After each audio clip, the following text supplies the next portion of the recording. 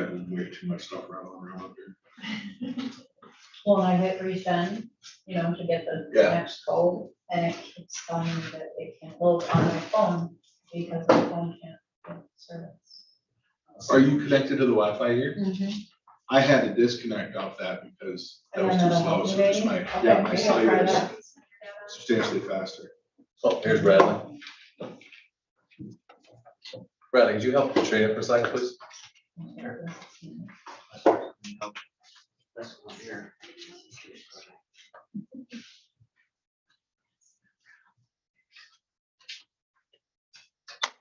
That's not. Okay.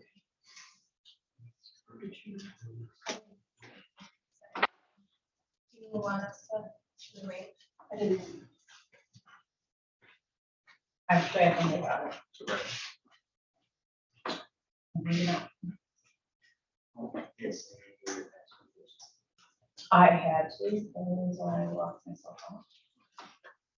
And I can get in, but took this advice by logging out Wi-Fi. And I got it. So we're good.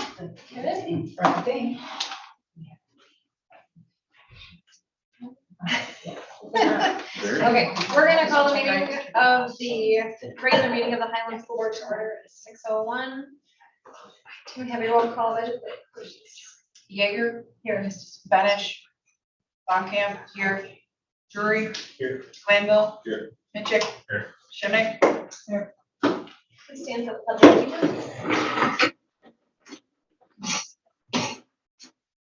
Allegiance to the flag of the United States of America and to the republic for which it stands, one nation, under God, indivisible, with liberty and justice for all. The posting of the meeting given to the public pursuant to Wisconsin statute 1984. A second. A motion by Drury and a second by Camp. All those in favor? Please say aye. Opposed? Motion carries. Next, approval of the regular minutes from the July 13th meeting.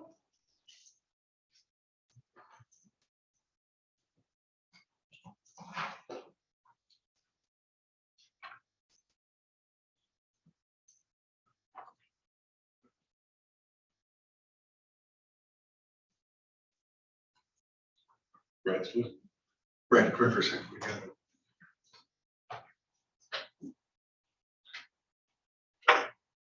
Don't have to- You just- that's where the-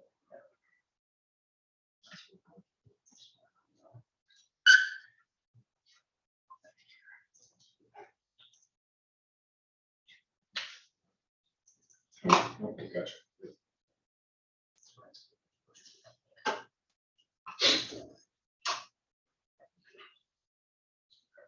Cool, first, picture.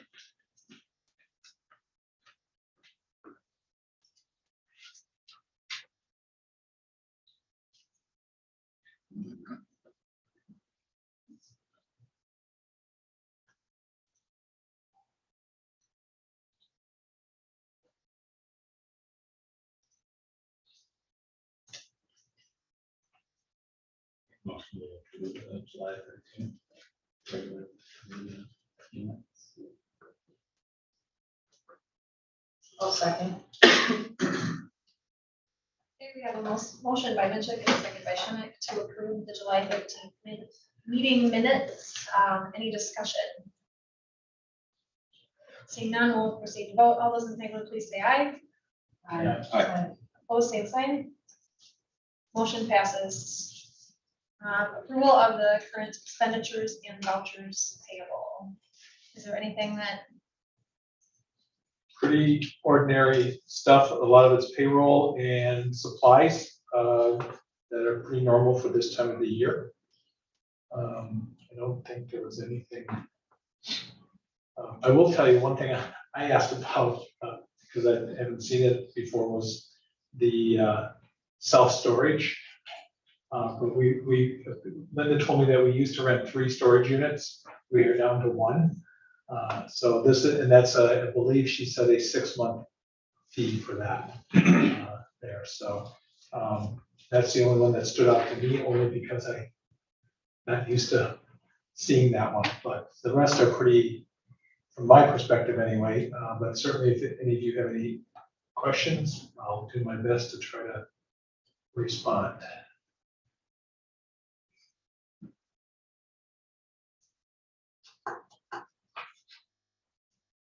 I'll make a motion to approve the current expenses and vouchers payable.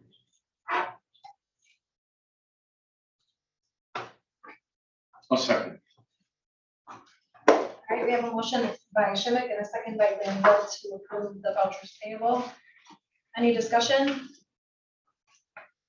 Seeing none, we'll proceed to vote. All those in favor, please say aye. Aye. Opposed, same sign. Motion passes. Next, we've got public appearances before the board, not for action. I see we have a few in the crowd tonight. Would anyone like to speak this evening? Yes, I will. Just a quick reminder, if you can state your name and your address, and we're gonna try to keep it, we'll obviously let you speak, but keep it to 3 minutes or as close as possible. So you want my street address? Well, just your name and town or whatever. Okay. Sarah Baroker, rural Highland, I guess. 8 months ago, my husband and I attempted to address our child's concerns by emailing, calling, and attending meetings with school administration. Instead, we were met with excuses and resistance. We have spent the last 8 months dealing with threats, prank calls, letters, drive-bys, rumors, and stare-downs. Our children were removed from school. Immediately, students concocted to block and unfriend their child. He lost 200 friends in 24 hours. Last month, after 7 months of waiting, we decided we would finally speak at the school board meeting. 4 questions were asked. 2 weeks ago, I received a 4-page response to my questions. 3.5 pages were definitions on sexual assault, harassment, and punishment. Sadly, the responses were copied and pasted in letter form.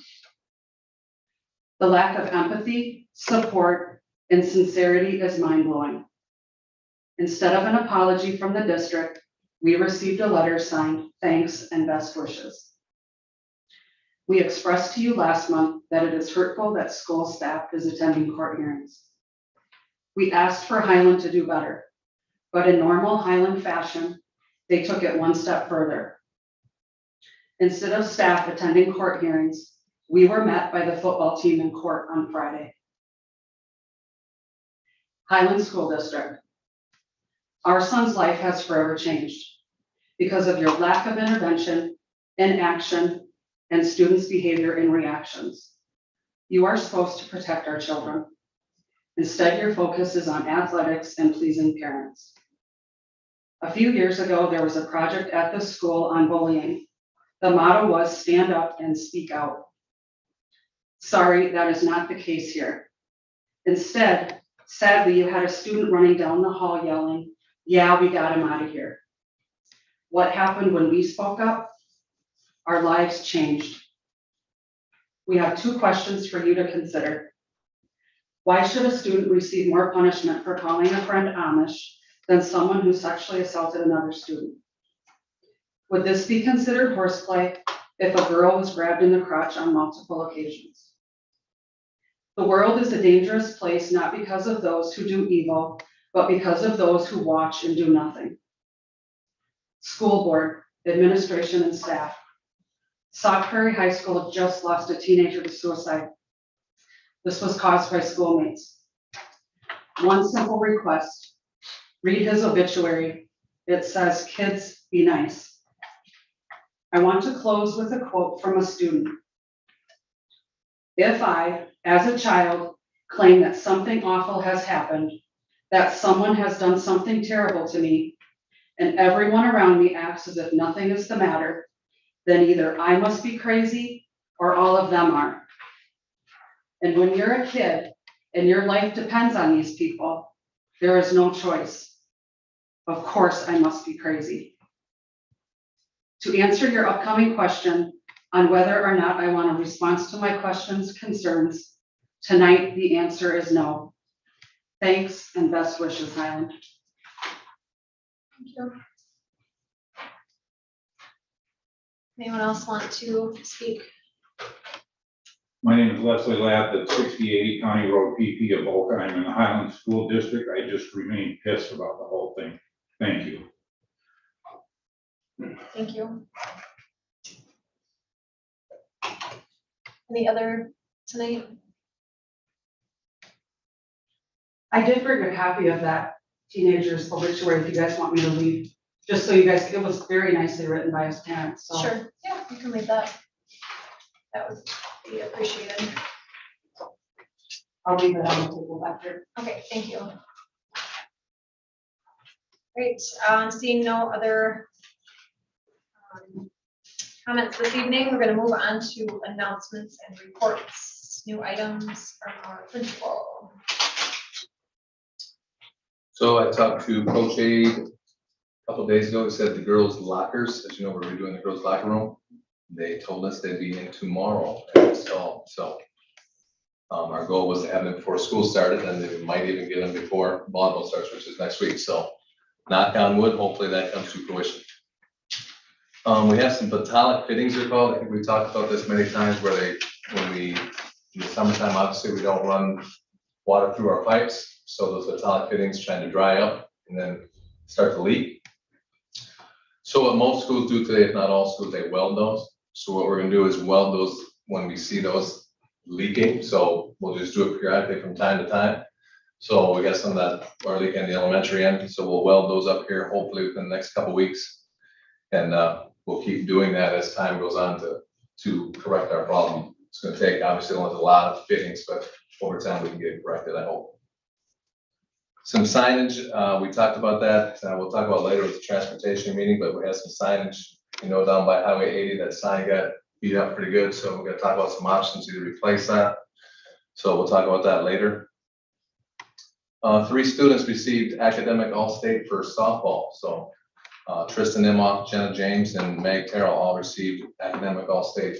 I don't know why it's this late when they announced that, but it's a nice award for those 3.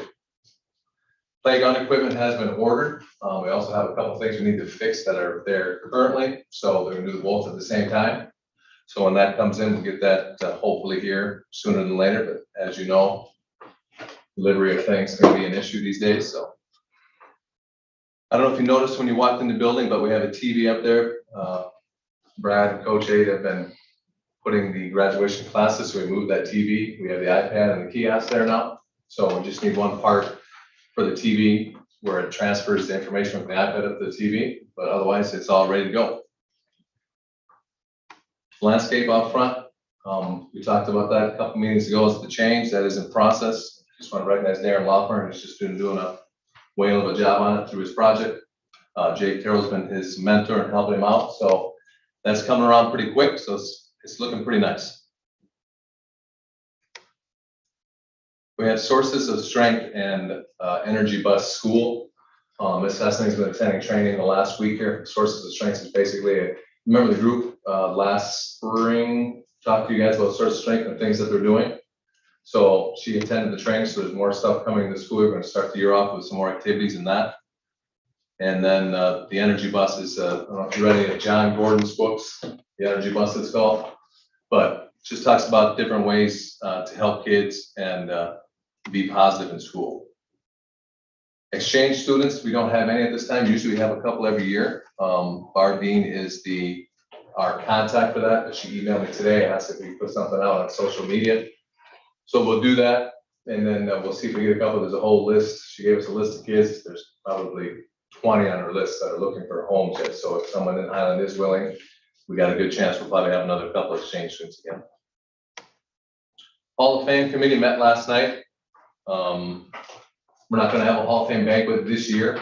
We're getting to the nominations now where we want to make sure we get at least 2, 3, or 4, at least probably 3 people inducted at one time. So we have a banquet. We have more than just one person, for example. So we'll keep marking it, and marketing it, and then when we get more nominations, we'll vote again, and then proceed with that in future years. And then lastly, I met with Dan Swinehart and Mr. Wrestling, just went over our safety plan. Talked about obviously any changes that have come out with recent studies, things like that, but go through, we kind of look at and tweak it every year, any changes we want to make with our lockdown, lock-in, we need to evacuate, all those things, so go over that in detail again and update anything we need to. So that's it for me.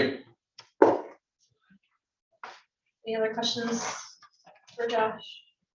Is it worth it to periodically run water through the pipes in the summer to avoid those fittings going bad? Or is the cost of that prohibitive and it's better to just weld the couplers or the fittings Right. as they go bad? Great question. We talked about that as far as, there are some schools that do that, just keep the water running. I'm told, I don't want to speak, I might be way off on this, but Brent, maybe you can know better than I Yeah, do. they said we have to run the boilers and keep the water up to a, Oh, not a high temperature, but a normal temp and then circulate it nonstop.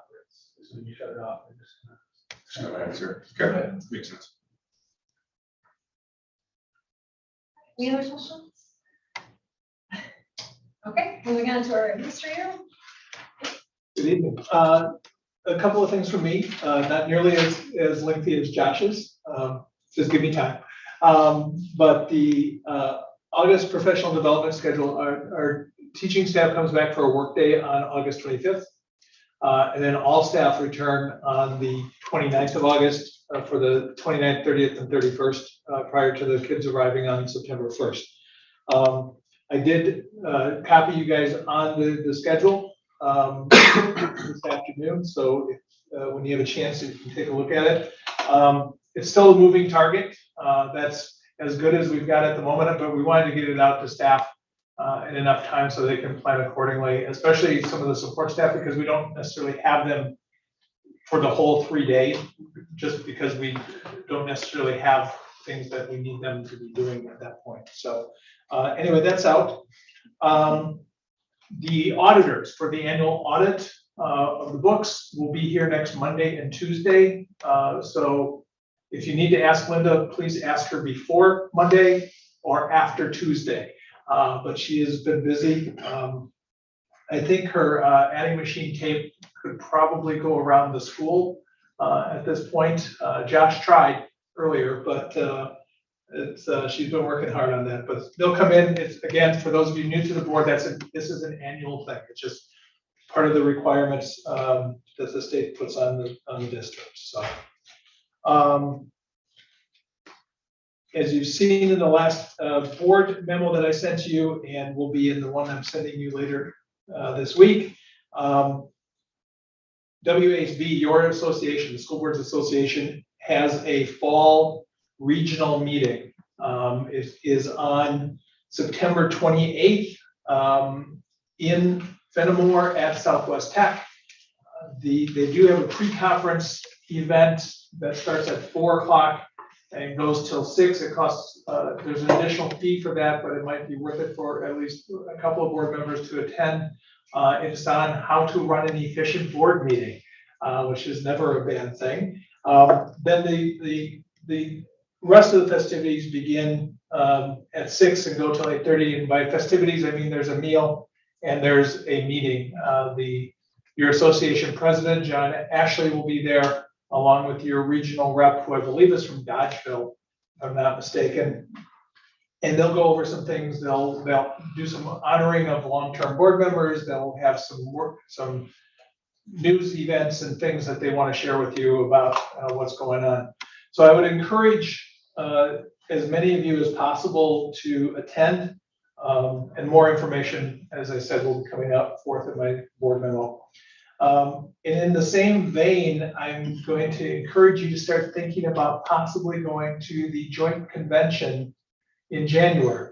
The joint convention is WASB, WASDA, WASBO, which is the school business officials. And it's an annual event.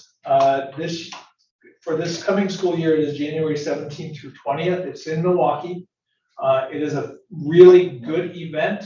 The sessions are well worth your time. It is also a very good networking situation where you can find out that other board members are dealing with things just like you guys are, and it is helpful. So I want to start you thinking about possibly doing that. I know all of you have very busy schedules, so as much advance notice as I could give you, I tried to give. We try to get that locked down, at least working idea on by the end of October, because booking hotels rooms in Milwaukee for that convention can be a little tricky.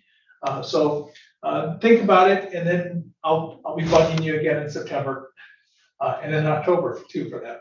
So, and that's for now all I have. I thought of something as you guys are finishing your reports, or back to school night. Yes, the evening from 4 to 7 on Thursday the 3rd, or excuse me, Tuesday the 30th. Okay. Yeah. I think it's officially called Meet and Greet Night. I think I put it on the calendar, but to make sure. Any other questions for Mr. Rustin? I have a question. In reference to fair.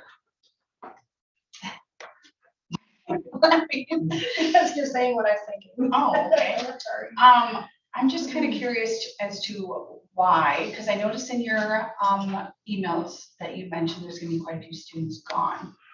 Are we expecting them to be gone that Friday when we're having school, like the first week of school? I don't know what I just know what I've seen at other schools, because the county fair, you have the kids who are in 4-H, FFA, who are exhibiting.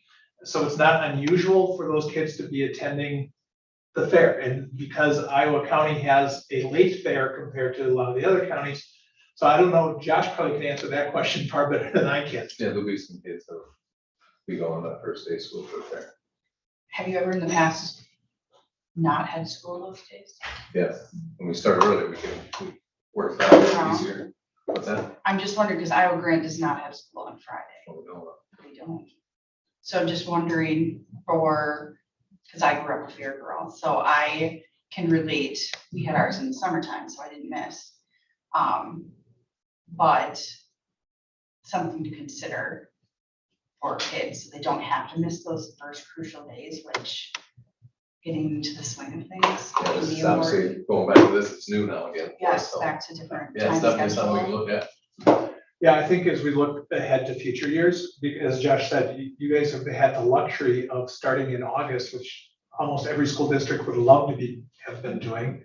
And now that we're back to the September 1st start date as mandated. Yeah, so I think as we build the calendar for 23-24, we'll take that into, and it'll be a little easier because you're only losing one day next year, because September 1st will be a Friday.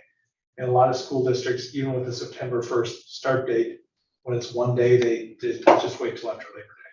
So it makes sense. Technically, can you say that the first day is a no school day, like September 1st? Is that an option even? You know what I mean? Like if next year's September 1st is on a Friday, you could say no school on September 1st and start on Monday, or it would be Tuesday. It would be Tuesday after Labor Day. Yeah, lots of the state doesn't care what date you start on, as long as it's September 1st or later, under the rules. So you can start on September 15th if you want. As a community, that's what you feel like you should do. So starting, on September 4th or 5th, whatever that Tuesday would be, is not an issue at all. So maybe potentially starting after fair. Yeah. Just an idea. If we have that many Is students fair that always are the affected. weekend of Labor Day? Yes. I wasn't. There's also Yeah. more than just one fair that our children are always in on. There's Grant, Iowa County, I mean, Was Iowa the latest one? You said there, right? Richland is 2 weeks later. yeah. Wow. Burning We don't have to listen here. Yeah, Grant County's next weekend, and then Richland is 2 weeks after Labor Day. It's usually the third week of September. And especially in our rural community, I think it's a really great way to kind of acknowledge the fact that we have so many rural students and that they are participating. I know it's not 4-H isn't school affiliated, but maybe just something to take into consideration. Yeah, and we can certainly do that as we build a calendar for next year, for sure. Curious what the effect is, like how many kids are at the fair versus school, like are we talking 25 kids?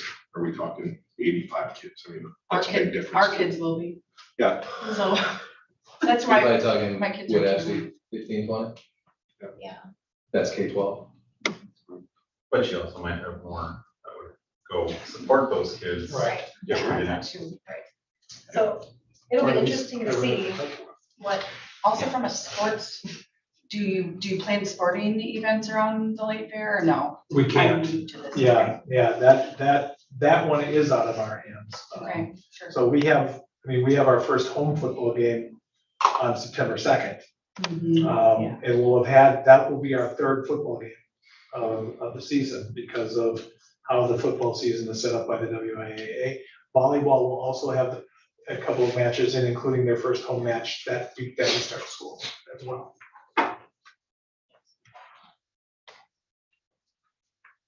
Thank you. Is that a good point? anything else before we? Okay, how about a transportation committee update? Guess that's me. So what we discussed was we were just going to definitely do the drop off and pick up for the elementary at the other end of the building down there. And you would pull in just as you did through like summer school. They'll put up signage, do some painting, and they're going to make sure that there is an adult out there the first week for sure. And then after that, there's some talk of maybe getting some students who need the credit or anything like that to go out, who could be a little bit more responsible to help guide students in and out of the school. And then the middle school and high school drop off will be at this end, and it will be this, you park at the one, you come up in the parking lot, drop off and keep going.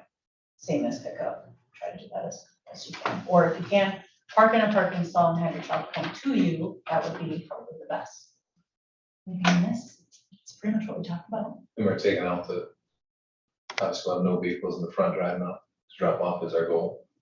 So just buses and then staff parking will be the only thing in front of school and then, so we'll take that away and hopefully it runs a little smoother, a little safer. Do you have, are you gonna put like a barricade so cars don't come after the buses? Just signage. Okay, like What if- adults, like school staff or Mr. Taylor, whoever out there for the first week or so to kind of set the precedence and then, yeah, maybe a student who needs some hours for community service, just whatever, graduation type things could then be out there after the fact, but try and steer parents into that parking lot to circle around versus come up through the drive, so.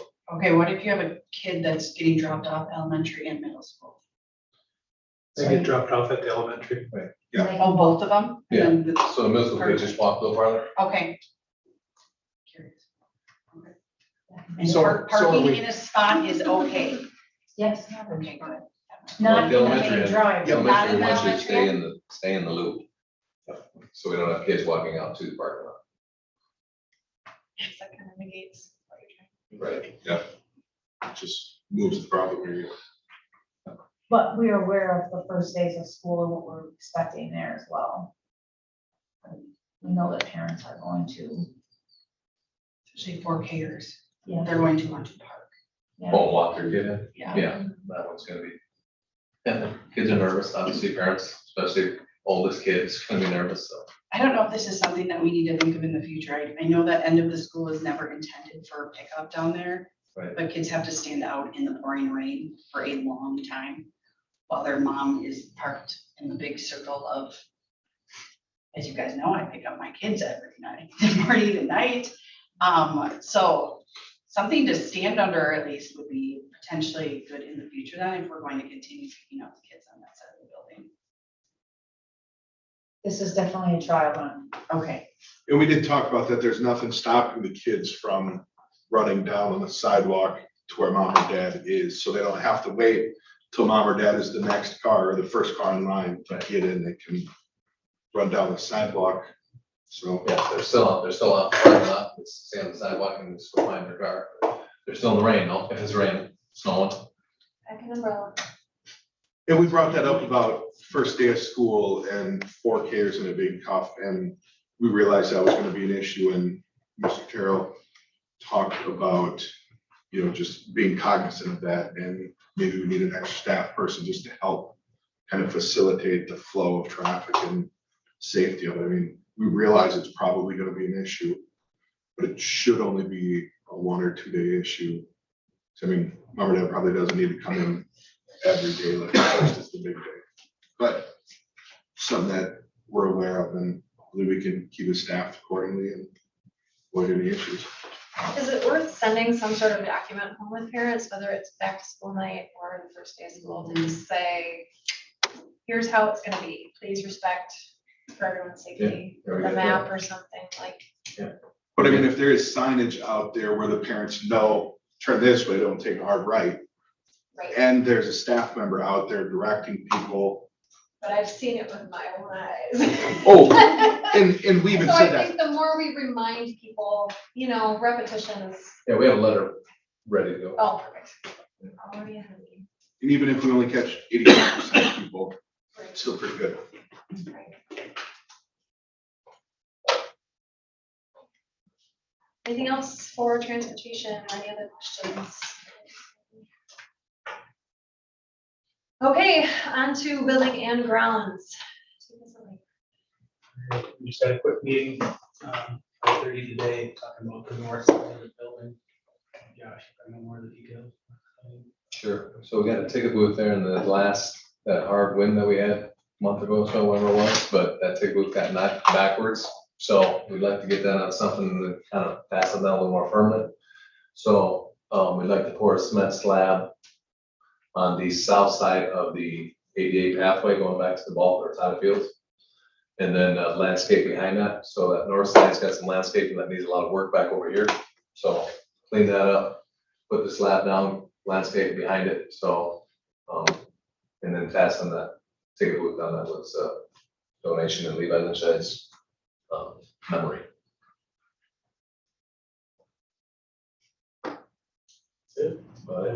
Do we need a motion for the, It's on the agenda. oh, down there, okay, A little perfect, lower I down. apologize. If it gets fastened down, does that require permits? Because it's considered permanent instead of like a temporary building that can be moved. I mean, is there any kind of issues with that? I don't think so. Maybe it is. I don't know what square footage requirements are. But I know there's differences between a building like on skids that can move versus something that's permanently attached. Yeah, that's a good question. I don't know. I'll look it up.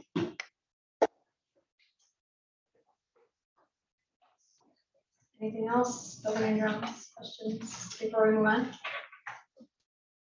Okay, policy development and review. Yeah, just a reminder, Neola will be paying a visit to us sometime likely in September. So we will need a policy committee meeting. I don't know the exact dates yet, so it won't be, I don't think it's possible to set the date now. I did run into Steve LaValle, who is our Neola rep, as was the legal conference that Josh and I attended. And that's why I know he'll be visiting us. They've got an update that's basically ready to go. They're just gonna be sharing with us after we get through the beginning of the school year. So just kind of give forewarning that we're gonna need a policy committee meeting for those of you who are on the committee. On to new business, we need to set an annual meeting and special meeting date. Now, the corresponding date last year would equate to, or that day would be, the corresponding date for this year would be October 26th. And again, for the new board members, this is to set the annual budget, and then to have the special meeting after the budget hearing to formalize it with a vote of the board. So, and I'm not sure what the normal time has been for the start time on that. For those of you who've been on the board, maybe Same as normal. I think it's 7 or Six. 6. And then immediately following. Right.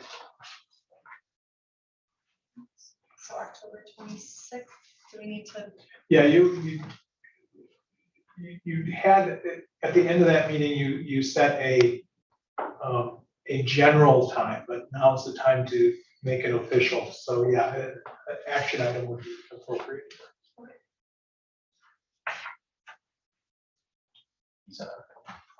October 26th. I'll make a motion to set the annual meeting and special meeting for October 26th at 6. Right, we have a motion by Minchuk and a second by Linville to set the annual meeting for October 26th at 6 o'clock.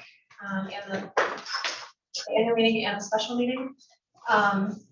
Any discussion? All those in favor, please say aye. Aye. Opposed, same sign. Motion passes. Alternate open enrollment applications. Yes, Barb, do you wanna, kind of your bailiwick?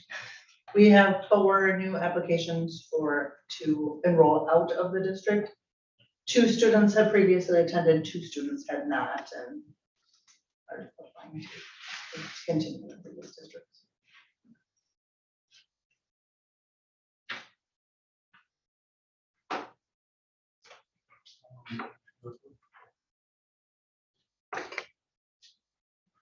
I'll second. We have a motion by Duran, a second by Baumkamp to approve the 4 out of district enrollment applications. Any discussion? Seeing none, we'll vote. All those in favor, please say aye. Aye. Opposed, same sign. Motion passes. The employee handbook. You guys want to take us through some of the changes? Yeah, I can do that. So as you look at most of what's in there will remain the same. The changes are in yellow, and the first change will, from previous years, will be on page 10, under extended contracts. And this is the section where we establish a rate of pay for people who do some extra duties. Cardinal Club, for example, curriculum work, professional development stuff. We added contracted staff on the Athletic Appeals Board. Josh has said that has met once in the 13 years he's been here, so I don't think it's going to be a big spendy item, but it does make sense. It is an extra duty. It has the potential to be interesting, and so it's probably good to be in that group of positions. The next one would be 2 pages later on page 12. And it just mostly a change of language from it was originally called snow days. We changed it to inclement weather days because fog or other things can play into the role. And it just put into at the end of that the item about hourly support staff will receive regular compensation for the first 2 inclement weather days of each school year. It's not really a change, that's been the practice in the policy, but it wasn't in the handbook. So we decided to make sure it was in the handbook for sure. The next couple of days, or changes, excuse me, are on page 15. It's about employee grievances. And it the handbook in previous times said used a different term. It said work days. Then we've changed it to business days so it matches what our policy says, because this is policy, and we want it to be as accurate with the actual policies that we have in place, and that includes words like work or business days. And then on the next page, again, this is getting it in line with the policy itself. It says when the grievant is the district administrator, the board president or board's legal counsel shall be responsible for selection of the hearing officer and arranging a hearing. And that's, again, that's in policy. It just wasn't in the book. And the rest of the changes, and then when you look at page 17, you'll see that, again, abiding with the policy, there is a definition of what a business day is. So.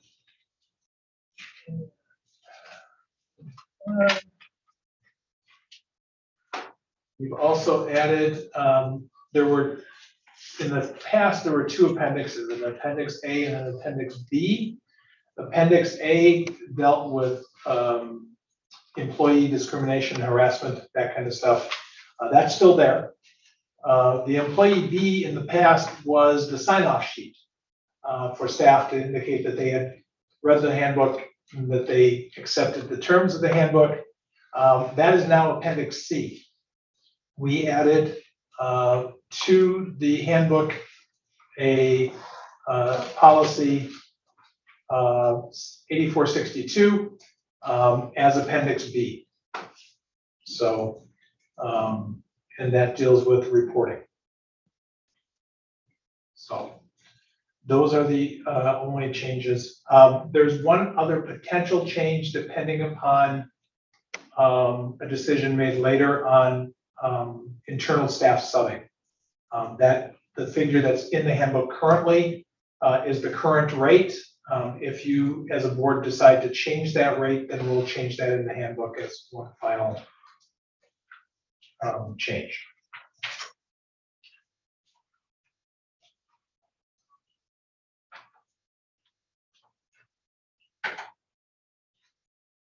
I believe I got all of them. If I missed any, please let me know.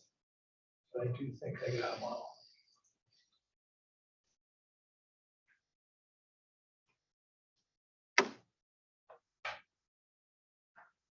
Any other questions?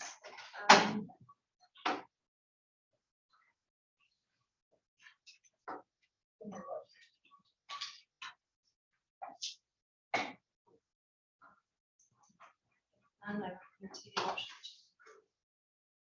I'll make a motion to approve the employee handbook with the changes. I'll second. A motion by Schmidt and a second by Glanville to approve the updated employee handbook. Any discussion? Seeing none, we'll proceed to vote. All those in favor, please say aye. Aye. Opposed, same sign. Motion passes. On to the review of the school reopening plan.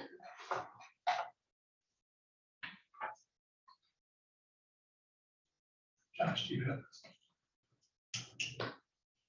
Sure, you have a link to that? Do not. So basically what we're doing our back to school night, professional days, we come in, we have Yari from DPI coming in, we're having a full day of professional development on basically diversity. So we'll have a diversity training for the entire day that day. We have Lindsay Jackson coming in with a group for 2 hours of training on other topics such as all the things that obviously you do the first year. We go through our, bloodborne pathogens, go through all those things. We go through every other year, you have to do other trainings. Barbie, help me out, what's the other training that we have to do? Title IX training, all those things. So typical things we do every year. The biggest one this year, those are taking a full day. And as I said, Yari from DPI, I think I shared with you last spring, had her come in, we did an hour Zoom meeting to talk about what she does. Riverdale used her in the past, so this is something we're starting here, and then we're in contact with her throughout the school year. So 2 hour late starts, we can bring in again and talk with different groups of people. So other than that's the typical start of the year stuff that we do.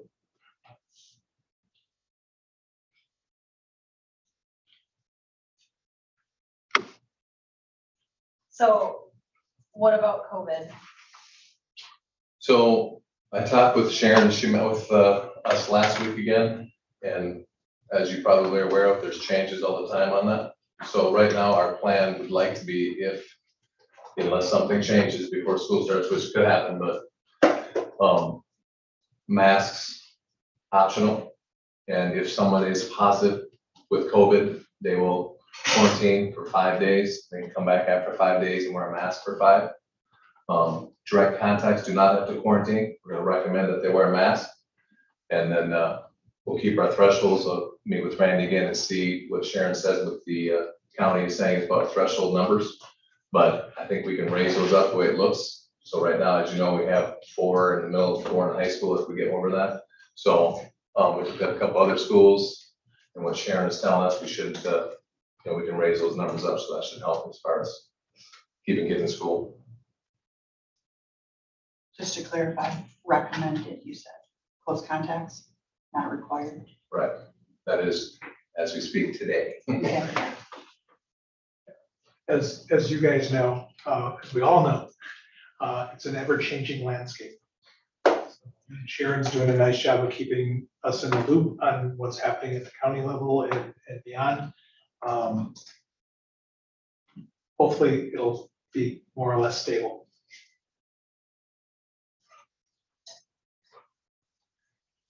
Sorry, can I ask another question on that? If somebody does test positive, family, does, No, as far as quarantine? Yeah. They do not. We're gonna ask that they wear a mask for 5 days, but they do not need to, as we did last year. You know, as you know, if you're close contact with the family, you all quarantine. You don't have to do that. As of today. Right. Yeah, and it's just something that, as we all know, it's something that's it's not leaving us, right? We gotta work with it, and if we're, keeping kids out, we're finding, as you all know, it's a lot worse to have that kid at home, and if they can be here with a mask on, let's get them here. For their mental health as well, so. Any other questions on the reopening? All right, 22-23 student handbooks. Start with elementary, you guys can click on that link. I'll do the same with the changes. If you have any other questions, obviously, let me know. The first change is gonna be on page 5. As you can see in the bottom of page 5, it's just the parent-teacher conference dates changed. Obviously, we change that every year. October 20th and 25th now. Page 6. We don't do the WKCE exams anymore. We do the forward exams in our elementary. So it's just a wording change, different tests that we use. Page 8 and 9. This is one thing that we asked Sharon to update for us. So she met with obviously her sources. So basically what it's just changing is how you bring medication at school, and what you can do and what you cannot do. So the change, as you can see in letter A there, an order can be faxed or a hard copy can be given, so we have the record here. If there's a change in number 4, the school must have a new order form and prescription from the prescribing doctor. And if you go to the top of the next page, page 9, this is what Sharon added for us. So long-term medication must have a new order at the beginning of each school year, and then over-the-counter meds may be sent to school for needed administration, Tylenol, ibuprofen, etc. All right, they need to be in the original container. So basically what they can't bring is, they can't bring a little Ziploc bag and say, hey, there's my Tylenol for it. It's gotta be in the original container. Any questions on the medication? Next one's page 12. Speaking at the top there, it's usually this kind of wording thing. So it's found in this document instead of an attachment. And then page 13, we took out that last mid-5 fingertips. We took that sentence out. Or the parentheses part of that sentence out. And that's it for the elementary handbook, unless you have questions. Have you guys ever considered having parent-teacher conferences twice a year? Like second quarter and fourth quarter kind of thing? Yeah, we do that technically. We do the first parent-teacher conferences, and the second, as far as the middle and high school, then we do the the student-led conferences. So what do? They go through their portfolio that they work on all year. So. But not in elementary. Right.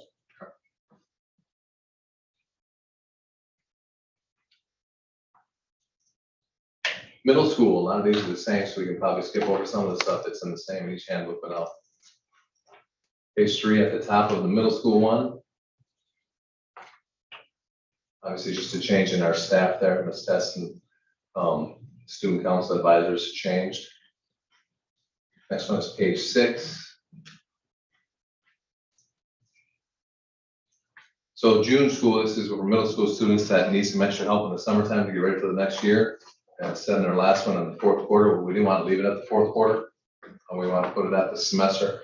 For example, if the first semester they didn't get the stuff done or get the learning done that we wanted, we can still bring those kids back in June, not just the fourth quarter work.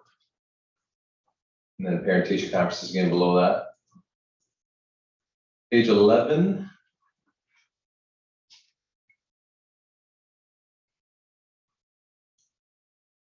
This is the same thing that we went through in the elementary as far as the changes in the medication. That goes to page 12 as well.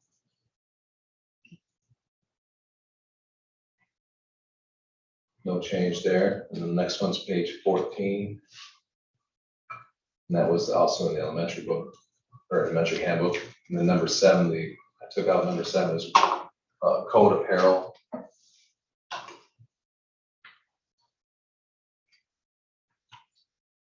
That's it for middle school, unless you have questions.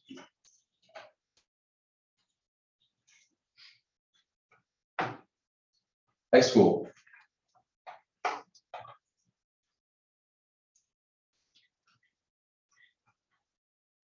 First change, page 3. So you can see some changes there. Obviously, we'll update those. Some of that stuff is going to get voted on tonight. So if that passes, we'll make those updates. Page 6 is just parent-teacher conferences again. On the bottom of that, you can see that change. Page 14.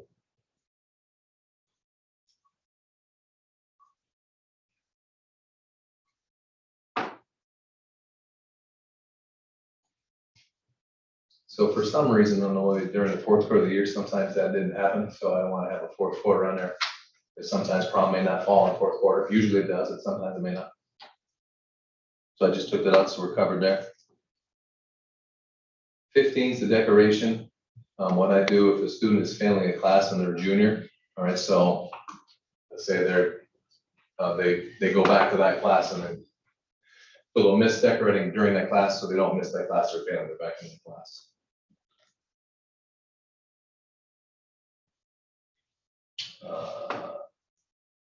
Page 16, that's the same thing for the medication that as was in the elementary and middle school handbooks. And the attachment is the same on page 16. 17 at the top there, you can just see it's just a wording thing that we added, grievance to administration. And then 18 is the same. What we took out is the middle and the elementary handbooks. All righty.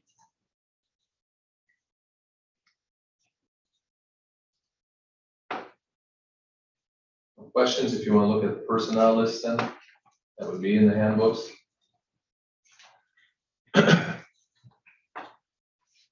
So if you look, obviously, we got to change our Board of Education around and who is in what position. Our support staff changes are there. We added our custodians down to the bottom of that page. And then any teaching changes on the elementary school staff, you can see there, as Ms. Daly is changing. Back up to the top right. Changes there, obviously adding Ms. Halverson and then Dr. Wrestling. And then Natasha, as you know, we hired for our Director of Food Service since Sharon retired. And then our staff below there, so. There is one change that we're gonna have to add later. We did have a retirement here 2 days ago, maybe yesterday, but we'll talk about that in a little bit. But Marilyn has decided to make it official, call her a career after 28 years, Barbie, right? I believe so. 28 maybe. Linda said 28. 28, I think 94 was her first year in our district working, so. And you can see there's a couple of changes in teaching there, but Miss Rummel that we have there for middle and high school science right now. So if that stays that way, obviously we leave it, but that's another position we're working on right now, but.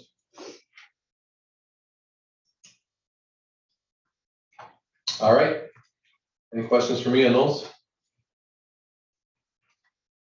So we talked in the past about cell phones. Mhm. Is that, you didn't make any changes? No, I'm keeping the cell phone policy. Obviously, they can have a cell phone, they can't have it in the classroom, all right, unless given permission from the teacher. So you know, there are classes where the teachers say, hey, take your stuff on, look at, you know, if that's a class that warrants that, but otherwise no cell phones used in the classroom. Is it teacher's discretion what happens if they catch a kid using it, or is it just a policy thing, like, if they're caught using it, it goes to you for the day, or what? Correct. What happens?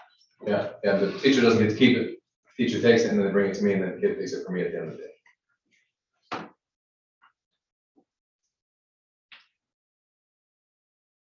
Any other questions on school personnel, the 3 handbooks, or the employee? Any questions? If not, I would entertain a motion to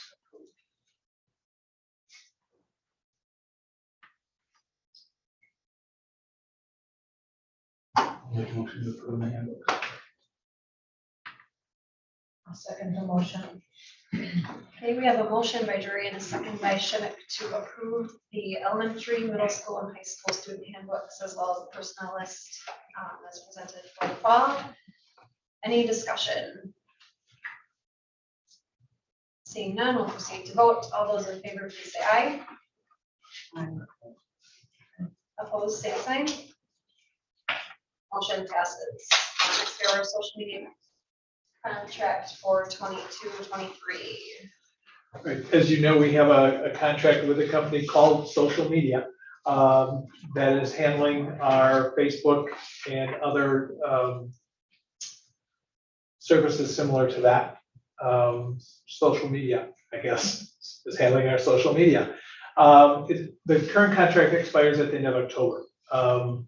And it's our thought process is we're looking at budget items that we perhaps can, they've done a nice job. I don't think anybody has an issue with the job they've done.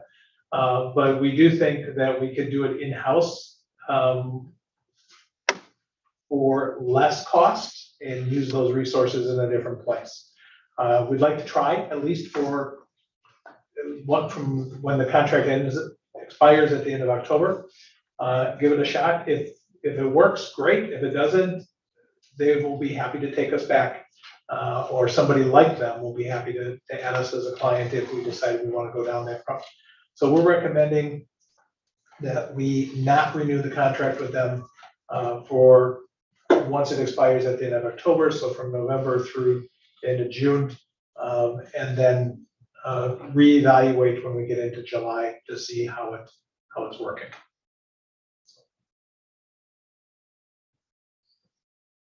Do we need a motion? It probably would be best, yes.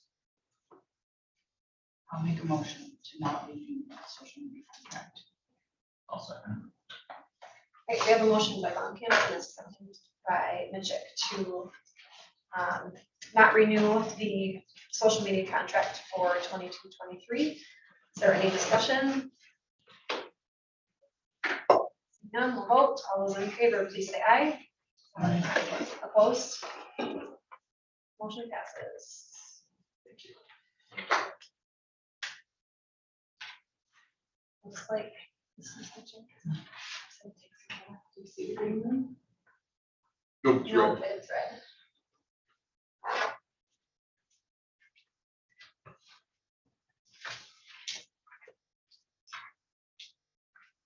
There you go.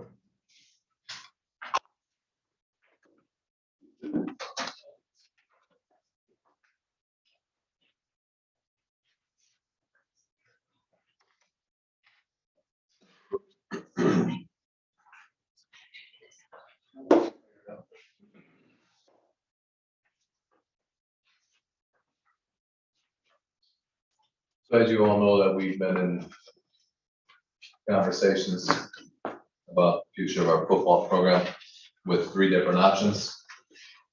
11-man by yourself, moving to 8-person by yourself, or a co-op with another district. So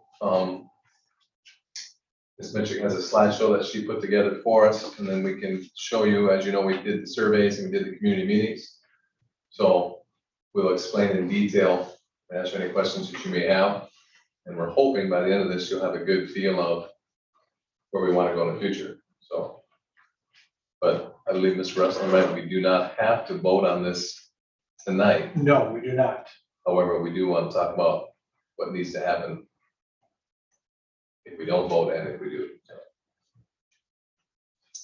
Okay, so I'll just preface this by saying some of you are going to see a lot of the same information you saw if you were at the informational meeting that we held for the community. So if you were not able to make that, you're going to get most of that here. And then some of the things that we did to follow up after that meeting. So that's what I'm sharing with you tonight. So why do we have to decide? Prior to October 1st, we have to make an important decision. The past few years, there's been a lot of discussion regarding the football program. We're going to talk about the projection of numbers, the student athletes decreasing, and that's not just us. That's several districts, as well as the changing landscape of high school football in Wisconsin. We are at a crossroads, and we need to, in regard to the future of the football program specifically. So why do we need to know by October 1st? The WIA requires that schools who host a sanctioned football program, such as what we do, to declare their intentions to have a standalone 11-person program, standalone 8%, or a cooperative 11 program by October 1st. In even years, which is this year. It used to be October 15th, but they changed that when they started doing the realignments. This allows the realignment committee at the WIA level to use that information to prepare the conferences 2 years out. So what we decide by this October 1st is going to impact the 2024-25 seasons. They go that far ahead. So Ashley and Beth, your boys will be in middle school at that point. That's where we're going. So it's I would say the realignment is an improvement by the WIA, but it really, the time factor is hard to project forward that much. That's difficult. How we got here. Here are some conference changes just for us since 2015. Did I miss one? Yeah. Yes. Sorry, back up. How did we get here? The increased WIA support of the 8-person program, that's what's changed the landscape of football tremendously. The creation of this 2-year cycle of football-only conference realignment, hence the October 1st date. Many schools our size are moving from 11-person to 8-person. A few years ago, we moved to Ridge and Valley. 5 of the schools that we played against that first year are now 8-person. So that conference has totally changed. I don't even think you can call it Ridge and Valley anymore. Just like you can't really call it Six Rivers anymore. It just isn't. So that's brought an Iowa Grant into our conference now. Basketball, Iowa Grant will start this year and play us next year. Hillsborough is now part of our conference, where before they were a crossover game with the Scenic Bluffs, but now they're in our conference. The WIA has conversations about deleting Division 7 football. Amongst athletic directors and coaches, they've been talking about that as 8-person becomes more popular. But last spring at the annual meeting was the first time the WIA said it, that I've heard. It was an answer to a question that somebody asked. So that's the first time that I've heard them publicly say that. Overall declining numbers of student athletes in all sports. This is not, the changing landscape is in every sport, not just football. And then the increasing challenge to provide non-conference opportunities that are safe and competitive. This year we're playing Orfordville, Parkview, Albany. And I'll be honest, they didn't really want us to play them, but they needed a game and we needed a game. And they know that we are competitive. And so they're nervous about that because they have a very small program. 20-some kids is all they have. So, but to travel that far to find an 11-person team, but that's just the reality of it. Doesn't mean I can't. I mean, sometimes things happen, it just works out. So, it just makes it a little more difficult. The travel is going to be. And this co-op, this school is, I think there are 300, just under 400 students. So it's a lot, obviously bigger than we are, but. But they still only have 20 people. Correct. That's historical for them. I used to be in the conference with them when I was superintendent in Clinton. They historically have been there. And they do have a cross-country program and other things they offer, so it's, right. But there just is a reduced pool of student athletes across the board. But that's the reality of where we're at right now. Right. If you remember last year, the year before we traveled, I go to Appleton, to play a game, so it's tough. Yeah. So it is getting difficult. Conference changes since 2015. These are things that we've experienced. We've moved from the Six Rivers to the Virgin Valley. Co-ops that have happened, Peck Argyle, Potosi Castle, Blackhawk Warren, Benton Schultzburg, Scales Mound. Those all used to be, and several of them used to be individual schools with their own football program in our conference. Belmont's moved to an 8-person. So that means the only 2 schools that are left from our original Six Rivers Conference are us and River Ridge, who really is a consolidation of 3 communities. So we really are the only standalone one left from that original conference. The WIA biannual football only alignment has now added Iowa Grant to ours. Number since 2015, Riverdale, Boscobel, and now Hillsborough. And schools that have moved to 8-person, DeSoto, North Crawford, Kickapoo, Lafarge, Waniwak Center, and Weston. So of those 5, of that original Region Valley, like I said, 5 have now moved to an 8-person program, which we petitioned to be a part of their conference to get relief from the conference we were in because of all those co-ops. So we were making the right changes, it's just other people are changing too, so. Our choices, there's 3 listed here, we really have 4.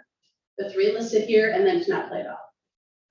And I don't get the vibe from anyone really that we don't want to have football here.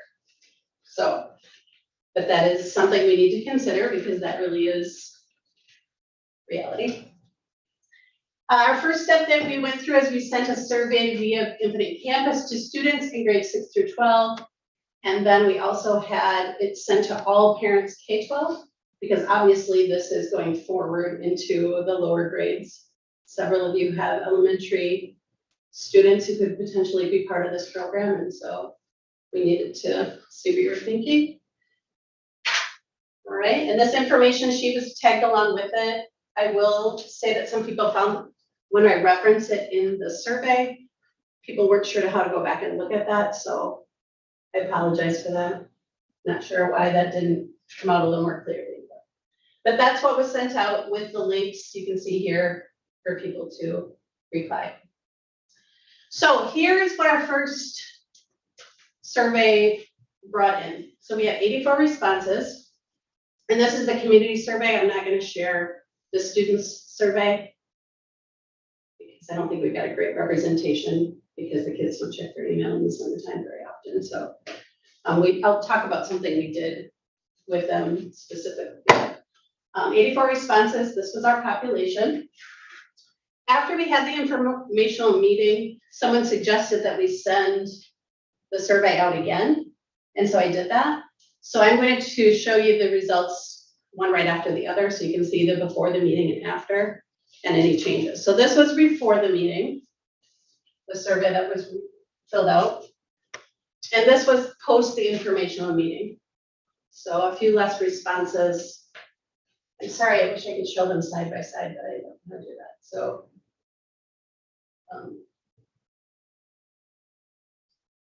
we did ask the question if they were in attendance at that informational meeting, just we're curious. And you can see the result there for 4060. The next question that was asked, this is the original survey again, to rank the following options based on what direction you believe Highland football program should go in future years. So anything in blue is remain 11-person alone. Anything in orange is co-op, the dark orange, and then the yellowish orange is 8-person football. And then after the meeting, that was the result. Same question. Want to see that before?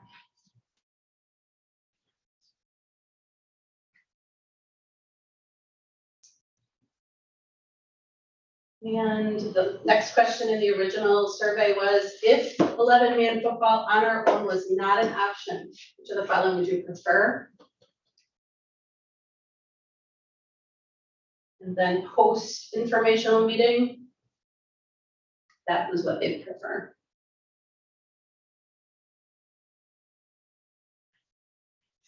We talked about estimation of future numbers, so these are very crude, I won't say crude.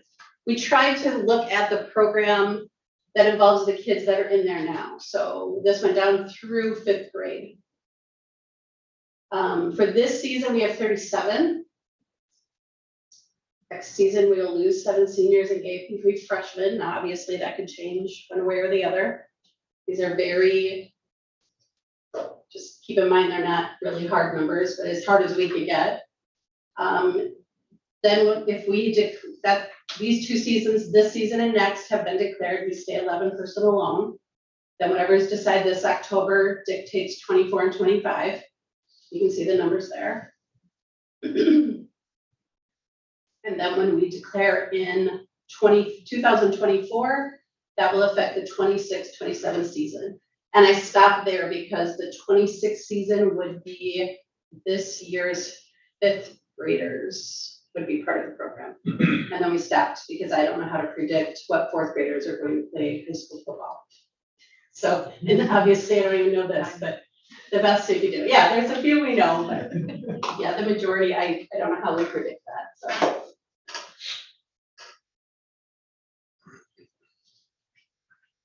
So you can see where, the numbers are gonna struggle that 2026 season, although we have another declaration made in October in 2 years for that season, but 25 is getting down there for with 21 kids.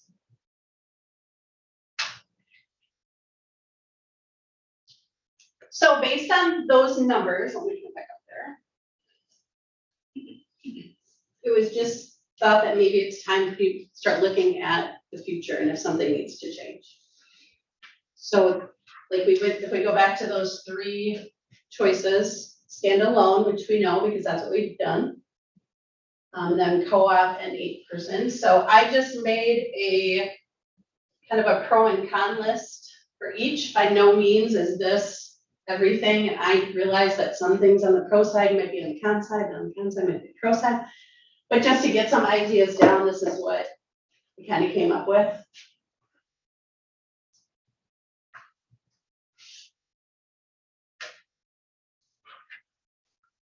We have not reached out to anyone specifically for co-op. No one has contacted us. Some of you might remember in 2018, Belmont had contacted us. I don't know if any of you probably weren't on the board at that time, that they wanted to co-op with us. And I remember Josh and Mike and I driving to Belmont, and I thought as a mom, there's no way I would want my kid to have to drive all the way to Belmont for practice or vice versa. And then they decided to go the 8% route anyway after we told them we were really, I don't think it was really a good plan.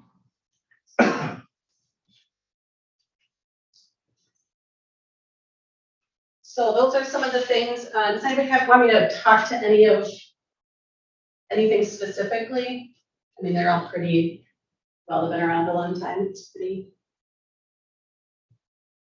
Do you have pros and cons of 11-man compared like you do co-op? I didn't do that. I just kept because they all kind of do that, but I didn't make a slide of that. Some from both would be on there, I would say. I mean, having one identity, the homecoming stuff. Here at our own facility, but the cons, obviously, the numbers are falling. Can we really have a JV and a varsity practice? The JV usually fills the varsity. It plays the other varsity part, We have a really dedicated staff, I think, and they've made it work. No matter what, they're gonna make it work. No matter what you decide, I'm gonna make it work because I want that opportunity there for these kids, and they'll do the same. So, yes, yeah, I did say that. Yeah, 8% stuff. Yep, that's coming. Yep. I don't know if that's what Beth was asking about. She was asking about the 11%, if I made one for a loan. A co-op, like we co-op wrestling, a logical, I don't know if this is what we want to do, but a logical plan might be to go out. I would grant to co-op is what's chosen. We looked up some numbers for them. They would be, because we were wondering about enrollment and how that would boost up into a different vision and that kind of stuff. it would be their seventh graders through their 10th graders right now. Their population is 227, and our projected population at that time would be 96. So that would most likely keep them in the same division, Division 6. So, and I'll share some projected breakdowns with you in a minute, but if Division 7 goes away, that could change some of those numbers as well. So currently, a school can't participate in the postseason of 8-man if they have a population over 200. So just some enrollment numbers, and I'll show you those again here in a minute. Oh, yes, right here, we'll show you those. Projected cutoffs, now these are projected. This is from WIS Sports. What's that man's name? Travis Wilson. This is what he's projecting. The WIA doesn't usually go out and project. Oop, I think this is supposed to say Division 7. That top one should say Division 7. Sorry. That first one should be Division 7. So it's 202 and below, which is us, obviously. And then you can see where they cut off. Over the past 4 years, the division cutoffs have risen on average about 10 students. So if Division 7 goes away, does it go up to 213? I don't know that. But that's been the typical increase. So someone at the meeting had asked that if they thought we'd go into a totally different division. I think the numbers we found today would lean toward no, but I mean 6, but you know, if Division 7, anyway, if we co-opt. All the schools that were playing for 11-man now Yes. are not in Division 7, correct? They're Nope, they all would be, Except for the, except for those co-ops.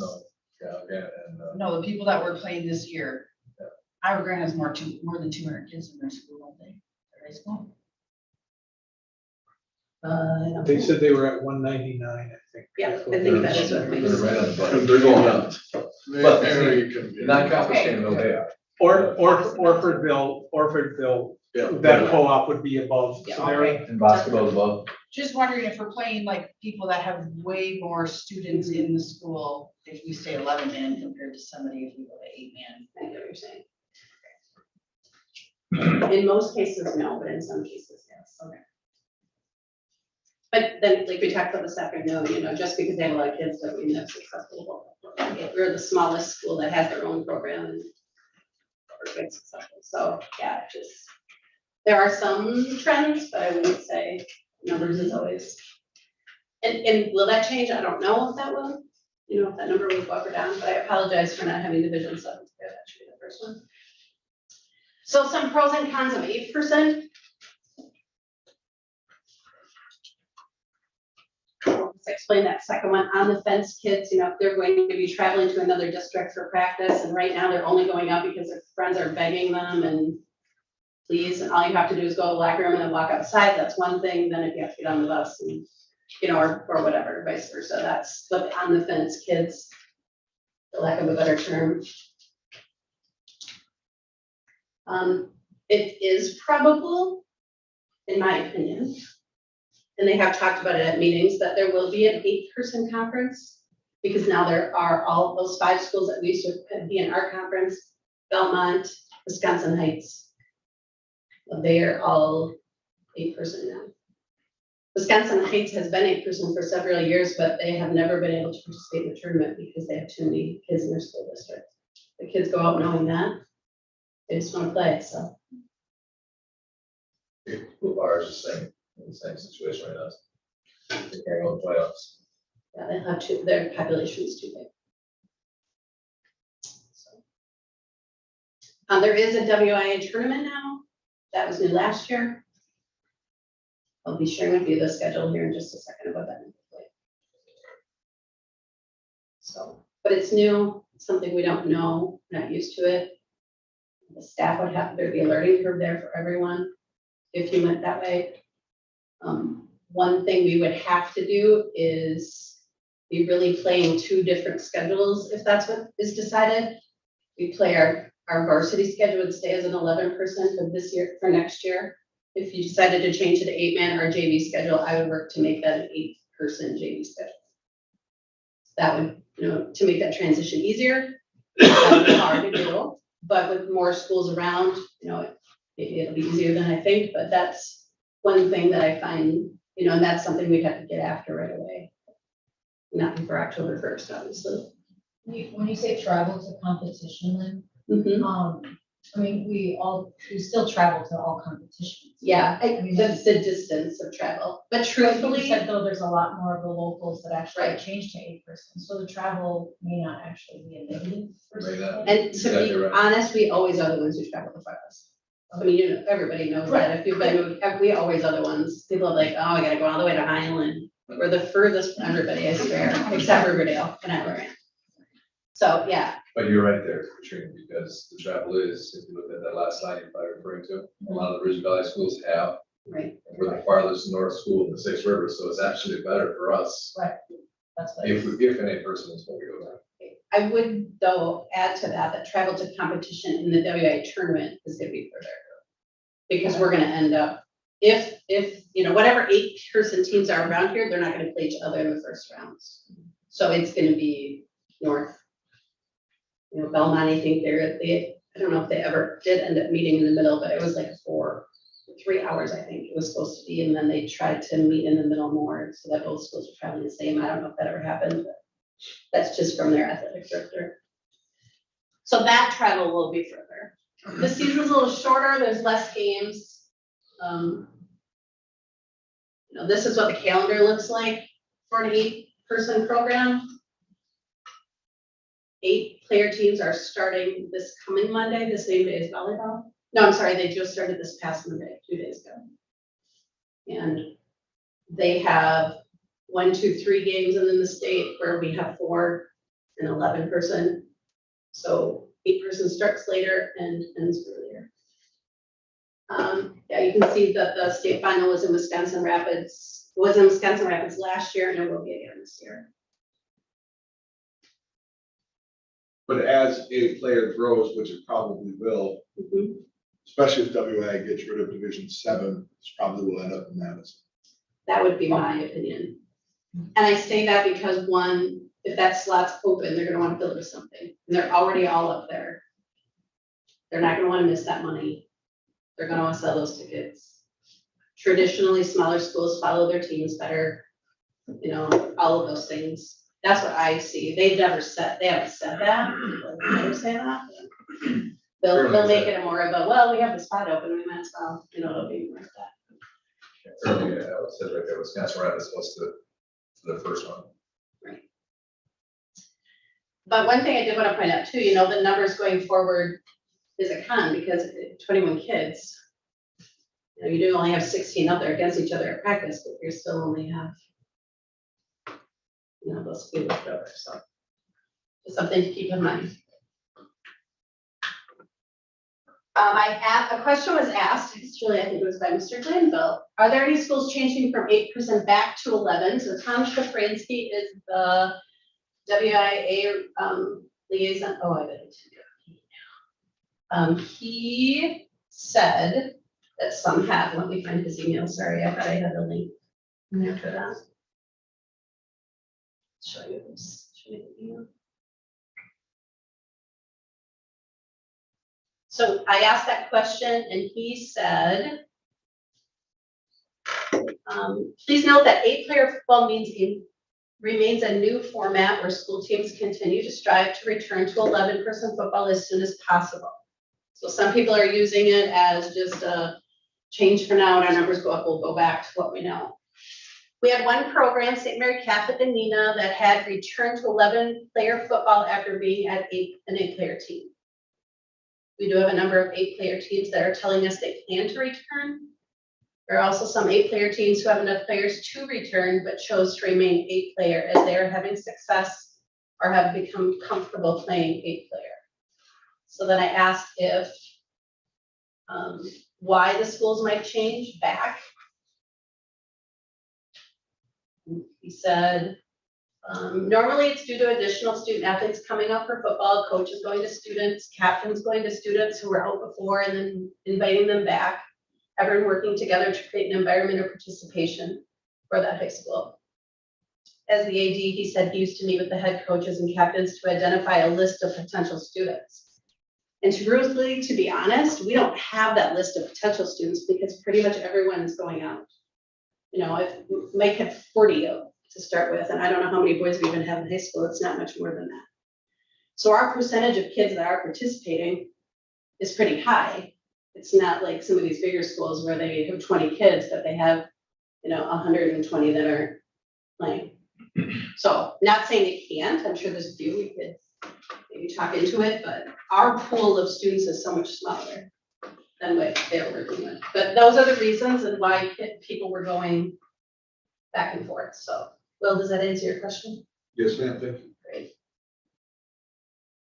So last week at football practice, I came up and I always come up and help get the heights and weights and all of that stuff in for Mike on the computer, so he can be doing his other things, get all the equipment handed out and recorded. And so when we did that, we did a survey on paper to the class of 2024 and 25. So that would be this year's freshmen and sophomores that were at practice that day. And so they completed that. This is what the survey looked like.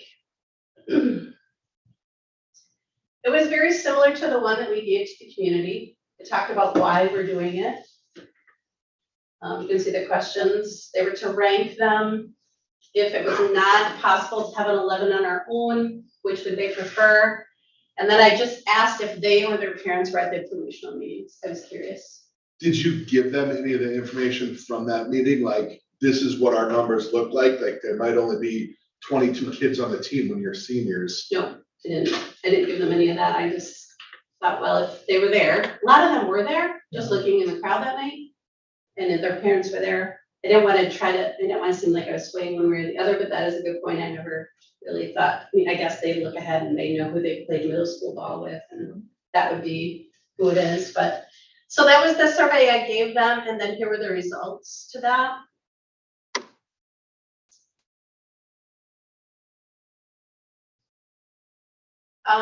There were 19 kids that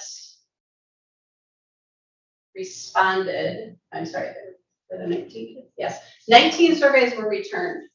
One student did not rank them. They just checked all of them as their first. Because they didn't understand what to do, or, So here's what came up. 15 of the 19 want to stay 11% program. The second question was, if 11% on our own is not an option, what would they prefer? 8 of the 19, now you remember these are the boys, there are only boys in those two classes that are playing, that's who's playing right now. And this would affect their junior and senior season, whatever is decided October 1st. 8 of the 19 would want to co-op, and 11 of the 19 would want to go 8%. And then 17 of the 19 were at the meeting, or their parents were. I didn't know where their parents were. So comments that I got are listed there. 15 players left this area blank. 4 of the 19 shared the following. They say co-op with IG if possible. Highland should have their own team. If we co-op, I think we will lose kids and lose the culture we have built. And then one kid wrote NA. So those were their responses. So then in an effort to try to give them one more chance to share what they were thinking, I prepared an envelope. On the outside of it, it said, class of 25-26 football team member, encloses a blank sheet of paper. Feel free to share your thoughts about the future of Highland football. You are welcome to sign the paper if you wish. Put the completed thoughts in the envelope provided. It says, just attention, Lynn Mitchell. Seal the envelope, and it can be returned to the main office. Kim had an envelope there for them to just put it in there. So I came in this morning to take them out. I'm sorry. It also says, I will share your thoughts with the board. I will not share names of any authors. I appreciate your input and hope you will consider taking this opportunity to be heard.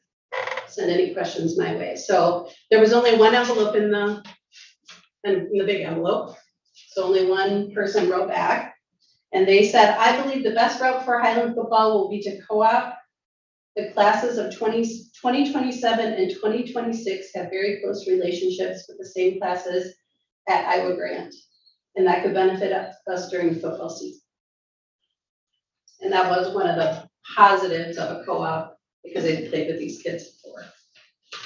So Hey, that letter said not the juniors, it said the year after that, right? Yeah. Which we can't do. It was the, It's yeah, not they- junior, and I don't know if they just, or the years mixed up. yeah, they put 27, 26, 2027, 2026. But Without, regardless, I would say the students' idea is to go up. without giving anything away, I mean, that should remain anonymous. Did that kid wrestle? And the reason I asked that, there was a really good point brought up at the informational meeting that, in our wrestling co-op with Iowa Grant, we really lose our name and our position, like it's next up for Iowa Grant, like we're not Highland, it's not a co-op, we're wrestling for Iowa Grant. And I mean, I can only assume that's what football would be like too. Yeah, and I will, the districts work really hard to try to make sure that they're both represented. As far as the media goes, that's where it becomes Right. tough. Like, I know the by state, that was a concern, and I think that got better. Would you say that got better? Like, I tried to contact, and I actually spoke with a woman, and I don't know if it's, her son is the head coach is a Holman that runs that. And she and her husband kind of run the tournament or organize things. So I talked to her specifically and she totally understood what I was saying and they tried to make a really concentrated effort, but you're right, that always happens. You're listening to it on the radio and it's next for IG. So, yeah. The student didn't sign this, so I don't know. I don't know if they were part of the wrestling club or not. But, so, that's what I have to share with you. I would gladly share this in electronic format if you want. I know it's a lot of information, but.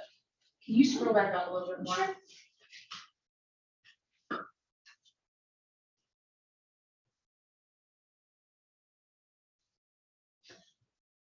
I'm just noticing 2 out of 19 want to go up. That's their first choice. Mhm.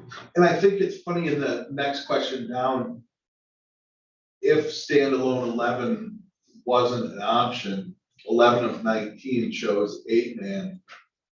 But if you look up there, I suppose it's not the first choice, but the second choice, it was pretty highly represented, but it's almost like those numbers kind of don't jive. Mhm. But And it too, I think in the community one, it's similar to that. It seems like Yeah, they it want was, to it's co-op, kinda- but then if that's, that was kinda weird. but they want 11 person, but if it's not an option, I guess we'll do an 8 person. It's, Yeah. But, yeah. Like they want their cake, want to eat it too, but if I can't, then I guess. Yeah, great. Oh, I get it. It's hard.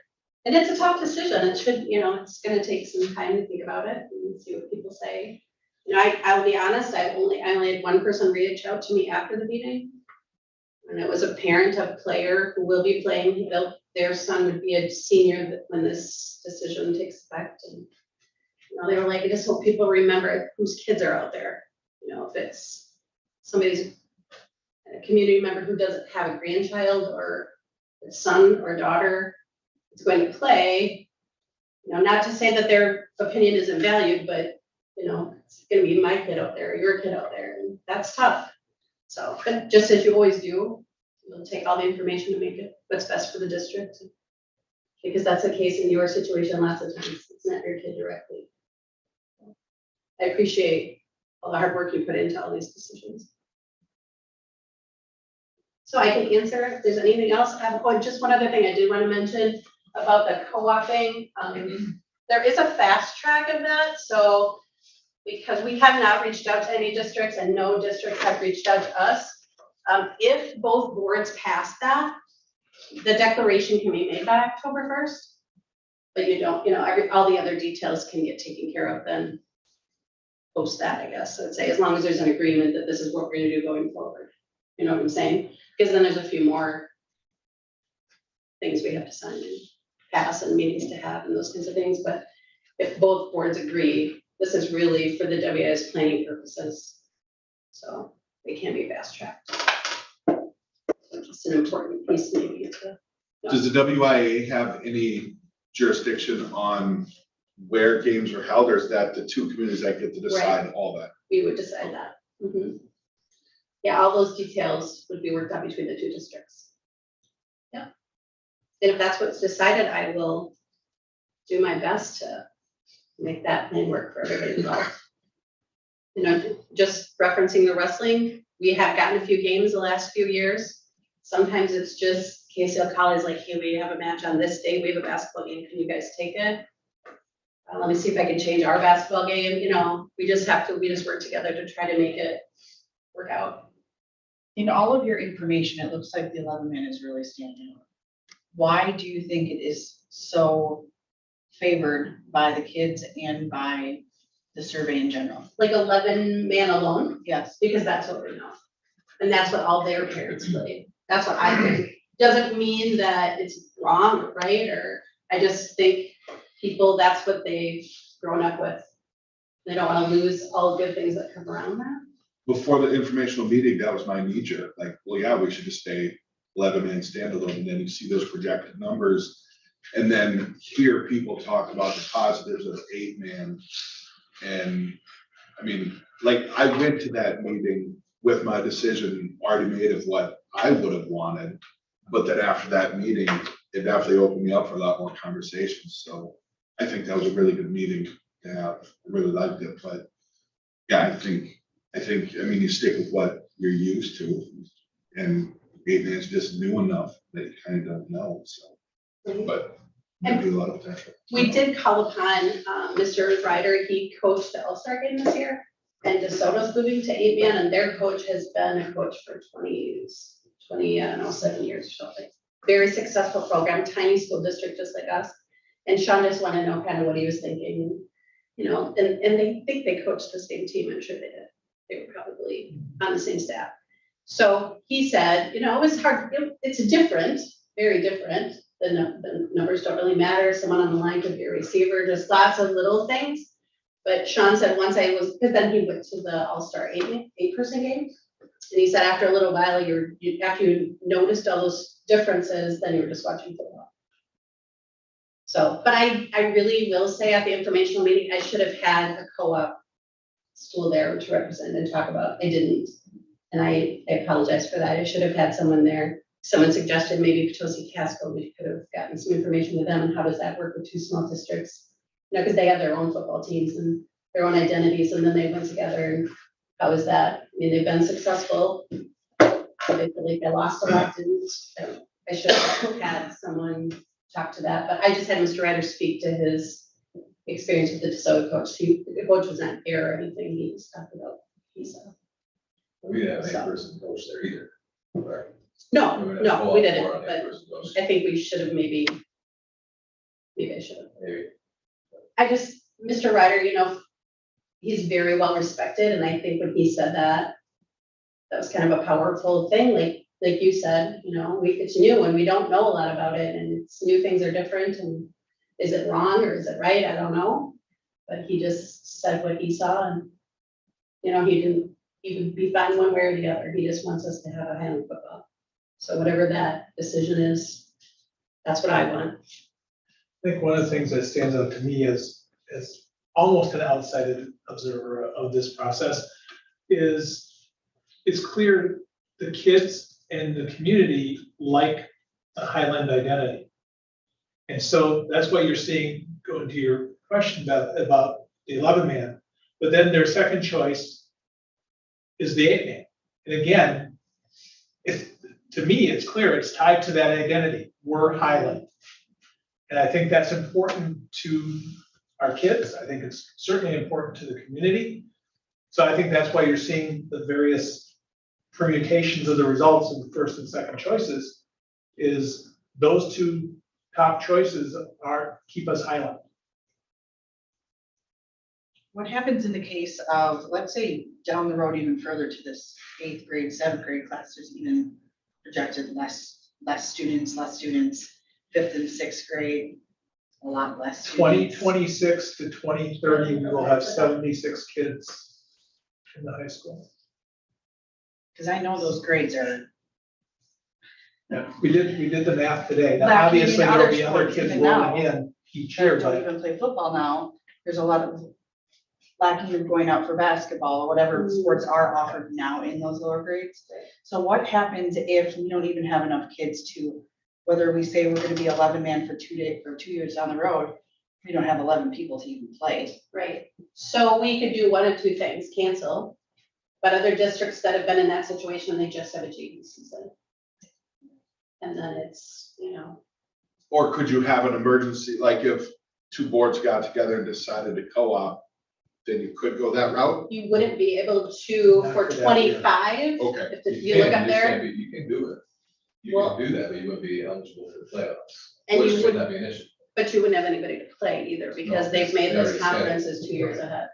They're gonna start working on those conferences this Right. winter. My interim superintendency, a couple of years ago, we were in that exact position. We could not field an 11-man team. We forfeited the rest of the season. And then the next year, we applied to go to 8-man. We played a JV 8-man schedule that second year. Because even with 8-man, we were having a hard time finding kids. So that is a reality that happens when you're in a small school. And the 2 years I was there, we had graduating classes that were in the low 20s.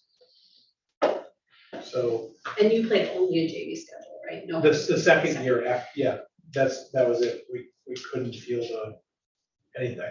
And the JV schedule was an 8-man JV schedule because we applied to, they're playing 8-man now at school. Because they simply can't put the bodies on the field. And Beth, you do bring up a good point as far as other sports. We're gonna have to start looking at some of the things. But this one, since it's the October 1st date, you know, it's definitely opening the door to the other things, but we just have to get a decision. You know, because of that looming deadline. The big thing, as you mentioned, Beth, is, you know, what about, it gets smaller down the road, you know, obviously we'll look 2 years ahead all the time, right? And we come back and we can look at, you know, if it's even too small enough for 8-man, okay, now we Right. do one of two things, we can cancel it, play a JV season, or co-op. And we look at co-op again. Obviously, that involves other districts that would take us in, I guess we'd say. But we're always gonna have that option every 2 years. Right, the next time we do this one is October 2024. And again, just to reiterate the fact, no one has come to us for a co-op and we have not gone to anyone else. Because we didn't wanna give someone some also power. Or, They want us. make them think they have an option that they need to start looking at when that really hasn't. You obviously are the first ones to make the recommendation. We'll move forward from there. In 2018, we did that. If you remember, those that are on the board then, you know, we did go to the neighboring district and we sat down at the board meetings, that this is what we're looking at. And we did the same thing with 2 districts, actually, the same year. And we just want to know if it was an option for us or if that was what we wanted to do, was the school willing to host us, right? And doing that worked for us, but I think there was I shouldn't say a lot of people, but the other district then, okay, yeah, we're willing to, oh, no, we're not gonna do this. And I was like, oh, so kind of, not that it was a wrong thing, but I think they kind of got frustrated in the fact that, say, you asked us about co-op would work, and we said yes, and now you're not doing it. You know what I mean? So if that's something you want to do now, right, we can get it done by October 1st. I have every confidence we can do that. And when that happened before too, it was prior to the October 1st. We didn't have that deadline then. That was just us saying, hey, we gotta start looking at this. Right. It wasn't because there was no realignment of conferences at that point. That was not a WI thing yet. So You it was guys have just any us saying, recollection? trying to be proactive. Do you have any recollection of what the number of kids on a team were in 2018? Like, were you looking because you were worried we maybe couldn't field, and over the last couple of years, it kind of got bigger where we have 39 kids now? I mean, was it a smaller team? When we first had the conversation, it was, but then the teams got larger after that. So right after like 2019, we had some of the largest teams we've ever watched since ever had that we've had here in a long time. Like, I can't speak to how big these teams were way back in the day, but the numbers were going up, so that was a big reason we stayed 11.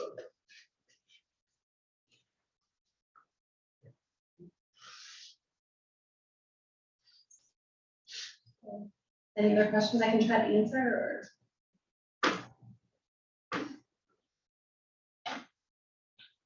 And both Mr. Terrell and Randy have access to this electronically, so if you need to revisit anything, you definitely have access to them. Thank you for. Absolutely. I hope I talked Presenting. fast enough, if not too fast. But you're welcome. And again, whatever is decided, just know that I will work as hard as I can to make sure that that opportunity is there for our kids, and that's fair and equitable, safe. We appreciate that. Absolutely. Get that off now, by that, how many is it? So we're going to hold on an official decision on that? Yeah, I think what we're hoping for is perhaps a little direction. If you think that it's worth investigating a co-op opportunity, then we do need to do some groundwork between now and the September meeting. That doesn't commit us to that, but it does put us back in a similar position to probably what happened in 2018 if we change our mind. But that's not a big deal, and we can be very upfront with whoever we talk to, indicating that we're just feeling things out because this is one of our options and we need to investigate. So I'm hoping, I mean, the September meeting is in plenty of time, it's certainly well before the October 1st deadline, to have a decision from you guys. We wanted to give you the information today to think about it. And then also if you as a board thought that we should at least investigate the co-op option, it gives us enough of a window for Lynn and Josh and I to contact, another district or districts, depending on the circumstances, to do some investigating to see if there's anybody who would be willing to co-op. If that was something you wanted us to investigate. If not, there's still no need to make a decision until the September meeting. But I will tell you, if we're not investigating a co-op over the next month, September 14th will be really pushing us pretty tight. And it is probably important to mention, we say we declare it with the WIA, it literally is us writing. It's a form that you fill out, it takes 5 minutes. And then our signatures and that's it. It's not like it's a big lengthy, we have to wait for responses and things back and forth, so. It's basically a check mark. Yeah. They just need to know for planning, and after that, then the other details are up to us. So So the issue is, if you want co-op information, you want to get that other school, so if they want to have, obviously they're gonna have meetings, community input, I'm sure, right? So that would need to happen right? But that causes that same dilemma we talked about, it's a catch-22 situation, right? So they have a community meeting, hey, Highland's looking at possibly, do we want to do that, do we not? We're gonna wait a minute. Not that it burns a bridge, but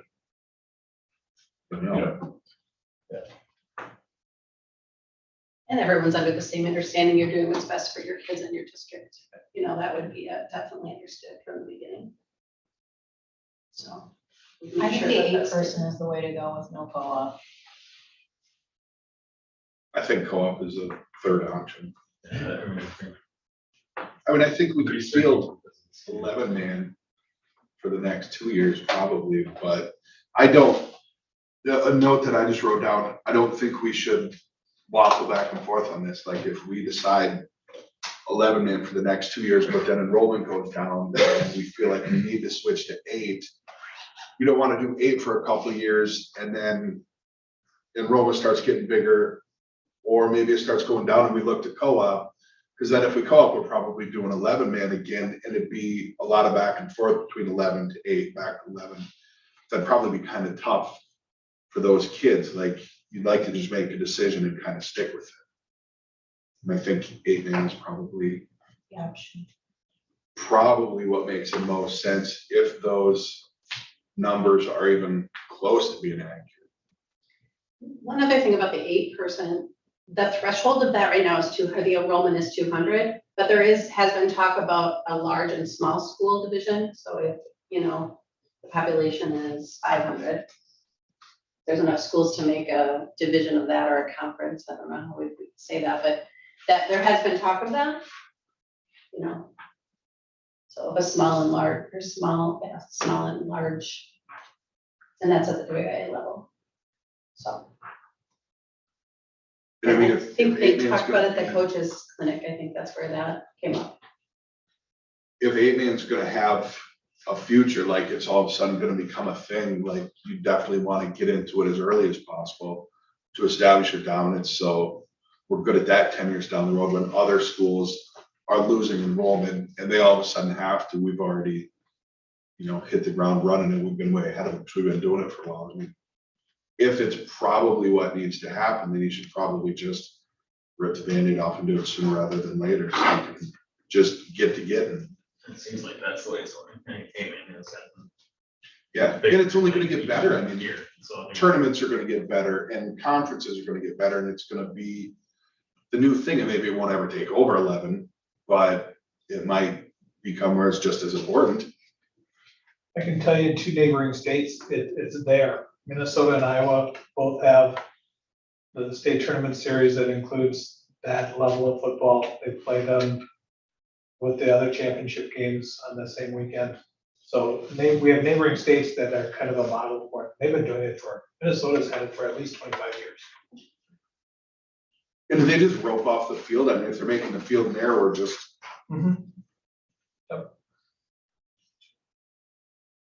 Another thing, Will, if you wanna look, Texas does a really great 8-man program as well.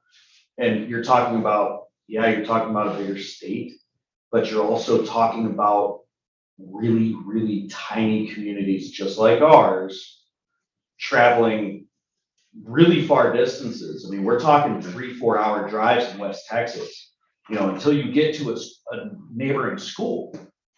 Because they only have like one school in a county and they're traveling 3 counties over to play another. So it's out there and the competition is amazing. So I like where you're saying, Will. And sorry for jumping in and saying something, but as somebody who has a kid, all 4 of us right here, Beth, Ashley, you and me, we have kids that are all the same age. And this is what we're looking at 4th grade right now. We're looking 5 years down the road. It's something that needs to be looked at now. So it sounds like the overwhelming kind of majority leans toward 8-man. Is there any major opposition? I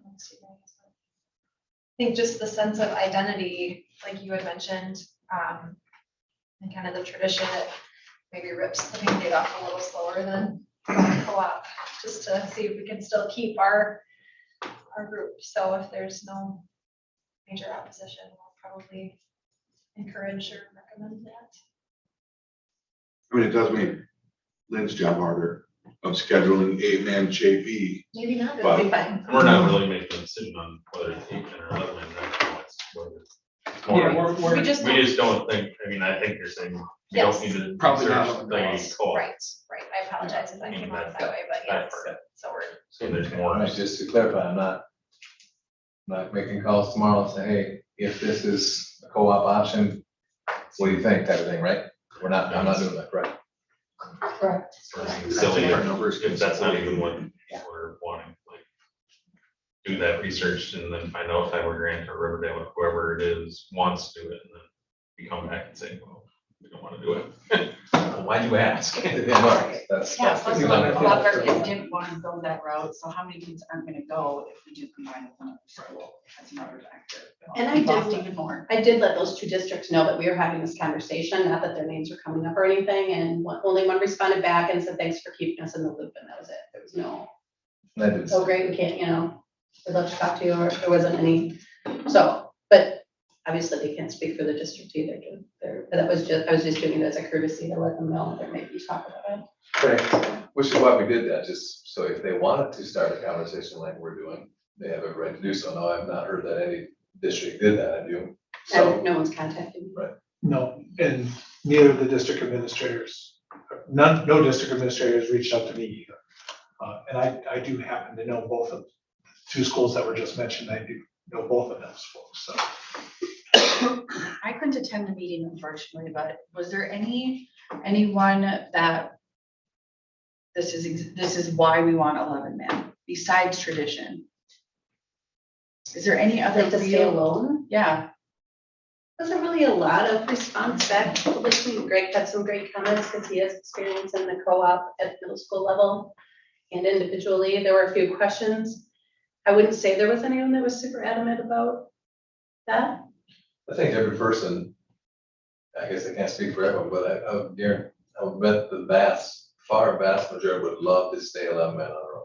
I would love, right? If we could. Yeah, if we could, but I think reality, especially as Ms. Mitchell put that presentation together and showed the numbers in the future, and people are like, yeah, we would too, but we talk about, it's our, the parent that came and say, these are our kids. What is best for kids, what is the safest for kids, and unfortunately, with the numbers that we have, 11 men on our own is just not in the cards. It's I'm not saying what's the best second choice, I guess, is what we're looking at. And I think a good point is saying, doing it safely, like if WIA gets rid of Division 7, even if we could field a team, we're gonna start playing some bigger schools. And not that we're not big kids and can't handle our own, but we start playing bigger schools and they might be even bigger kids. There's a reason there's divisions. Yeah. Yeah. They have all juniors and seniors on Yeah, varsity yeah. instead of freshmen starting. And they have That's tough. I mean, George and Lucas's class, they got like 12 boys in that class. Like there may be a nice little influx, but that's 7 years from now. Like just an example, River Is that a lot of Ridge, boys? Nice. River Ridge is playing in their conference this year, Mineral Point. Southwestern, East Dubuque.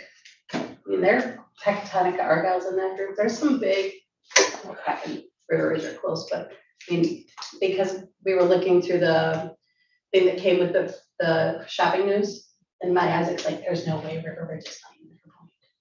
And he looks at Mineral Point's schedule and that's their conference. Mineral Point, I mean, that's big. Yeah. Those are big schools.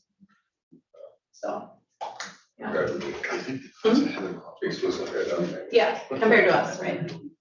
So anyway, but if any questions come up or people ask you, just forward them to me. I'll do my best to try to find the answers to them. And if there's anything else that can help to make that decision, whatever you decide easier, I certainly am willing to do that, so. Let me know.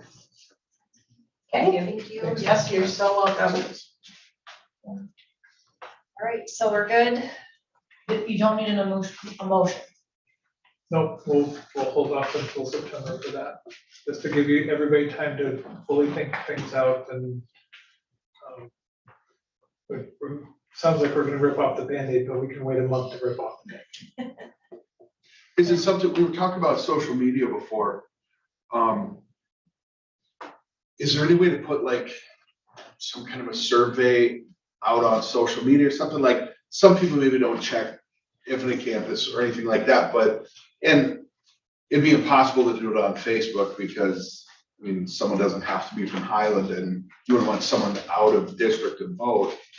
But some other way to maybe get an even bigger representation. 84, the first one's good, but then it was 70 after that. Like I was surprised that people that were at the meeting, like more people didn't respond. Like that's a little bit disappointing. That's a great question. Like Infinite Campus is one of the only platforms we have that are just our parents.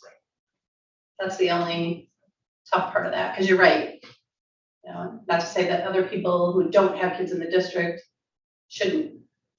If they're taxpayers, they definitely should have to say, or an opinion, have opinion, but we're trying to reach out to the parents of the kids that this is gonna affect. And I don't really know what other, or do you have an idea of another way we could reach?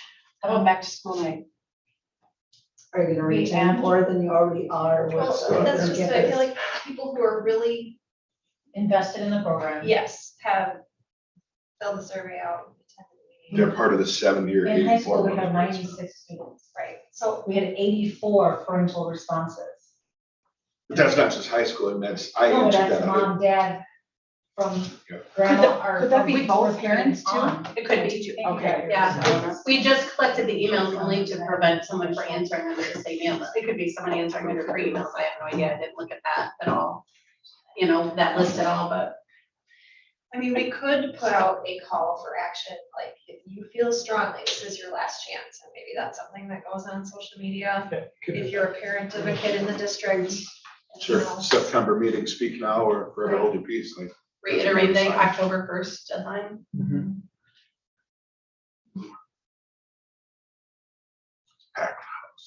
Okay.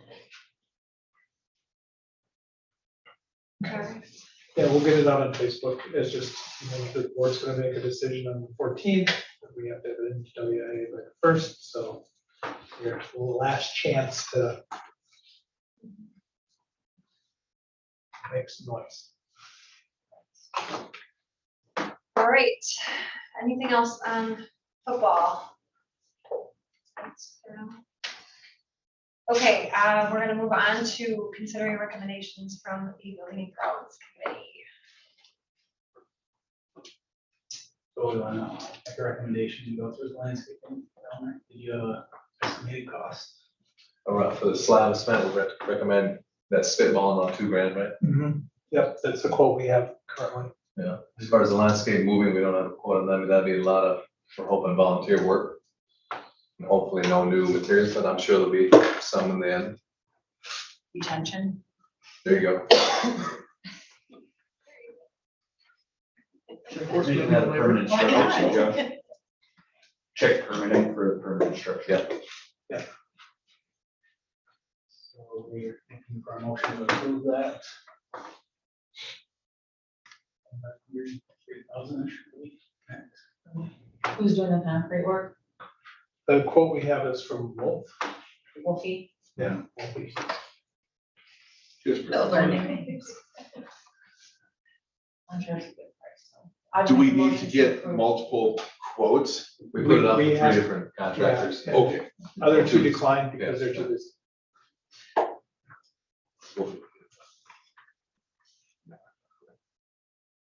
Yeah, I make a motion to consider the recommendations from the building cross committee for $3,300. I'll second. So we have a motion from Glenville and a second from Schmidt to approve the updates of the concrete slab and potential landscaping needs in the amount of up to $3,000. Does that sound okay? If we go, Or just go let's up go to 3,500. Okay, up to $3,500. Any further discussion? All those in favor, please say aye. Aye. Opposed, same sign. The motion passes. The diversity survey. Yeah, if you click on that link there, you can see the diversity survey. This is what we've talked about for several months now. As you know, I've been working with the families in the district. So I put the survey together. I sent it out to those families and asked them for any suggestions or edits that they might think we should add. These are the questions that we came up with and the possible answers. So this is the survey that we'd like to give to every middle and high school student. Question I need to just to let you know, the very first one. Please indicate your gender below. I just want to make sure I word that. If I have to do something different there, I don't know if I will or not. I wasn't gonna have a gender question on there, and then when I sent it out to families, I'm like, it'd be nice to know, for example, it was a female and like something was happening with more of a females are answering was happening at this time, so we get more detailed information if it comes to that. So great point. So I think it's okay, but if you guys don't like it, I can definitely put that a different way too if we need to. And then another suggestion from families was to put definitions of their homophobic or racist and just have a definition there in case for some of them may not know what that means. On that second question, Second one. how many of your students using homophobic language? Yeah. Do you need to be more inclusive than just the word gay, like the whole LGBTQ thing? Because some people that are something don't consider themselves gay. I don't get it, but that might need to get reworded.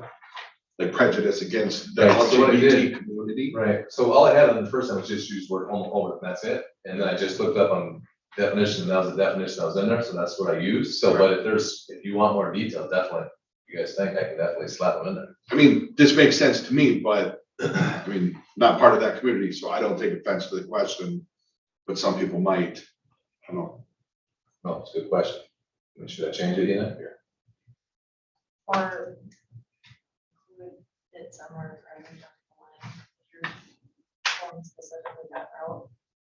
If you do the LGBT part, you get it all. So just do that. But you And it don't all have to works? put- Yeah, just replace the If word you gay don't with. use gay, or just do LGBT, you get them all. But isn't homophobic specific to gay? Well, that's So- what the definition says, so I don't know. Right, so when you're Is there asking another this word? question though, then, this question isn't. When you're talking about diversity, diversity is not just homophobic language. Diversity is all kinds of language, it's LGBT. It's all of it, so if you're going to use that, you'll actually need to probably change the word. So take the word homophobic out. Yep. Right? Using negative language toward LG. a member of the LGBTQ community, I don't think there's any more And use letters it, than that. yeah, LGBTQ, I'm sure it's, There's a plus too on the end of that. Yes. Ooh, Just- might be. yes. God, we're so late here. Okay, And you're covering all bases. Yes. all right. Any other ones as you go down through there?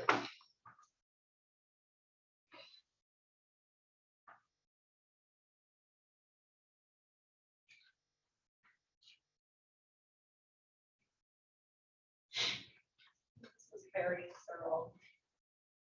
I tried to as best I could. I know I have quite a few questions, probably more than I had really anticipated having, but hopefully, a lot of people say the longer the survey is, pretty soon they get pretty, start just hitting this and that. That's not too bad, I don't think, but When will they fill this out? we gotta get permission slips out when school starts, so we're gonna do passive permission. So basically, we're gonna send this and say, hey, we'd like to get the survey out. If you choose not to have your child take it, just let us know. And then we'll do it. And then it'd be like in school and class, like in a classroom. Probably the resource at the end of the day. Would be something that you're not gonna be able to be affected by anybody else type of thing. We're gonna do our best. That's a great question. Like, That was it's brought up like, by family. I don't want member any influence by too. Right. this. What are you saying? Like, well, I don't wanna answer this Yeah, I thought- honestly because. Right, and we talked about that. We thought maybe we should just send it home and let them do it at home. Would that help? Would that hinder? I don't know. And I think it's better here where I have supervision in the classroom, but Parents. yeah, I don't know. That would be a difference from, like, we wanted that information, then you should send it to parents and then fill it out, but this would be, I think, better if, as long as the students can fill it out without any pressure. Yeah.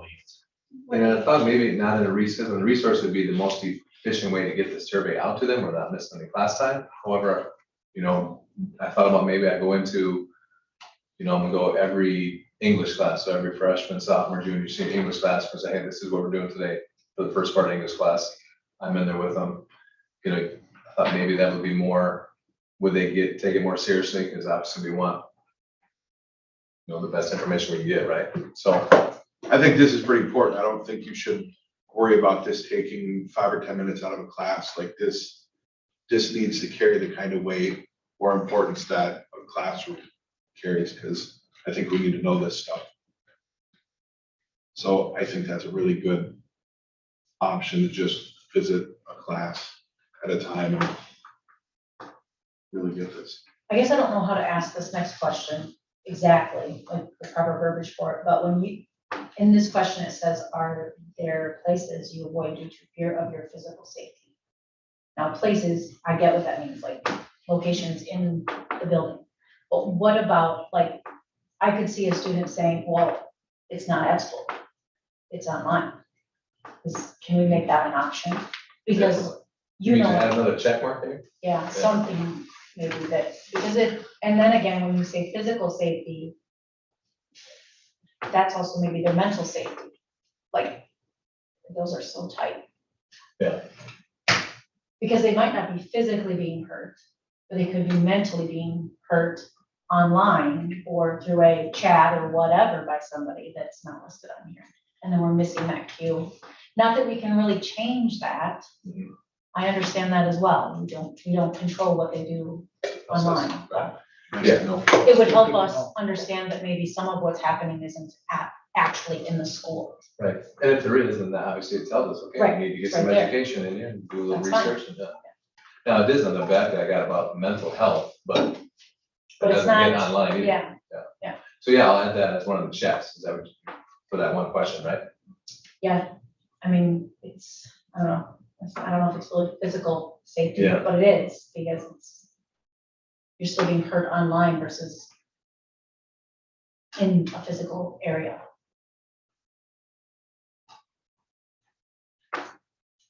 That's good, sir. But yes, overall, looks great.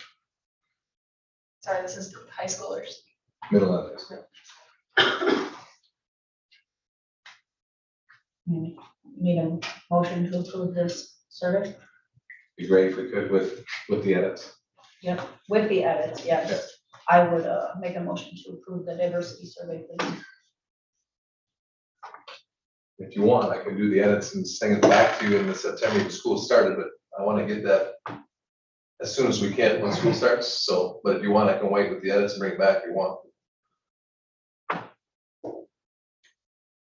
We probably trust you to make the edits. Right, I think you make the edits will be good. All right. I'll second the motion.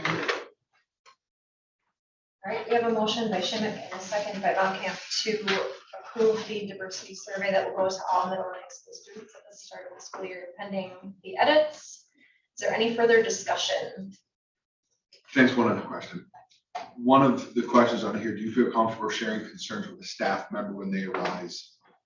Would you want to take that a step further and say, are there staff members you don't feel comfortable sharing this information with to maybe shine it? Like, if there's a weak link in the staff, if majority of students are like, yeah, I would feel comfortable sharing concerns, but not with this teacher. If everybody says, yeah, but not with this teacher, is that something you want to know? Like, I know a lot of times you don't want to single someone out, but is that information that would be valuable? Or do you just assume that would be taken up in the next question? If you answer no or depends on the previous question, please explain. Maybe that encompasses that, maybe. That was the goal, if they had a certain, yeah, I don't feel comfortable with blah, blah, blah. I guess the way I have it there, that was my hope, I guess, but. I don't know, I think that's gonna be hard for somebody to answer the second question that way, if it's not specific about that thing. Yeah. To look at the second question and say, well, this is where he wants me to say. Probably, they're probably gonna think, they don't want me to mention any names.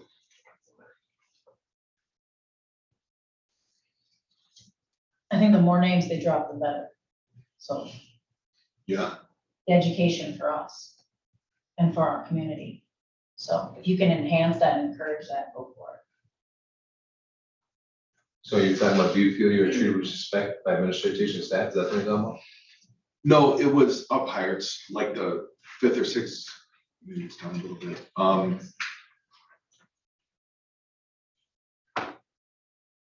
Do you feel you are treated with respect by administration, teachers and staff? Don't feel comfortable sharing concerns. I'll second it. Yeah. Maybe it was like the. Yeah, it was Some people if sharing there's- concerns with the staff member when they arise. Oh, okay. So do you want to amend your motion to? Sure. Well, it's, Just it's, still yeah, edits. it's still, it's Sorry, still, still edit. edits, yeah. Still edits. So you want me to just reword that a little bit and then maybe see if they'll get more specific as to the name of a place or a teacher? Is that what Maybe. you're saying? I mean, I'm asking, I don't know if that's, I mean, if you guys don't think that's the pertinent question, then fine, but it's just something that I I thought think of. it's going in the So- right direction, Yeah, So we're putting that out there. especially if you get 50 kids that say the same name, then we have an issue. And it would be If they're nice to gonna know ask of us that issue. truthfully,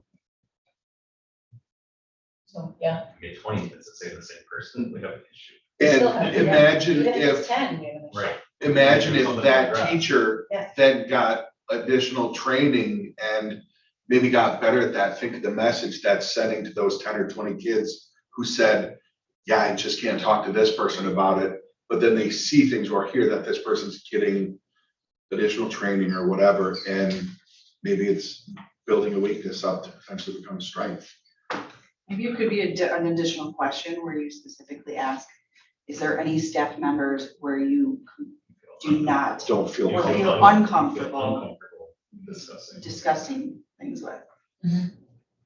That could be taken different ways though, like Yeah, uncomfortable maybe. about homework or. But I mean, it's not like we're looking at that answer so we can come fire someone. It's No. like, No. if this person has, if there are multiple students that feel this way about this teacher, then the administration of the board, I mean, it should be made known, and then we can work on some training or something to help this teacher not present that way to the students. Like, maybe they're just really sarcastic and the kids aren't picking up on it and don't know this person really has a good heart. I mean, whatever, but I think it's just, how can we help that teacher get better?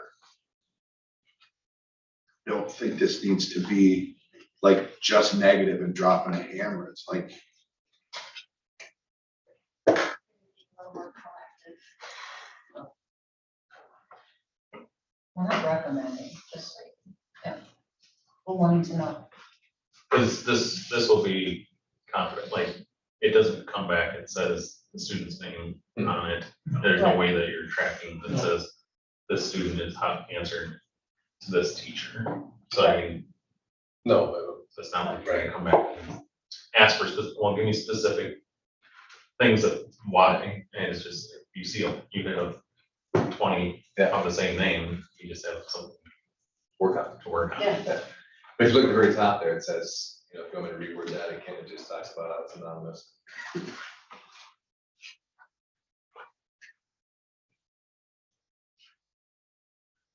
We do have a motion and a second on the table. Does anyone want to add any other discussion before we go through with the votes? All right, seeing no further discussion, we will proceed to vote. All those in favor, please say aye. Aye. Opposed, same sign. Motion passes. We'll now entertain a motion to adjourn to closed session.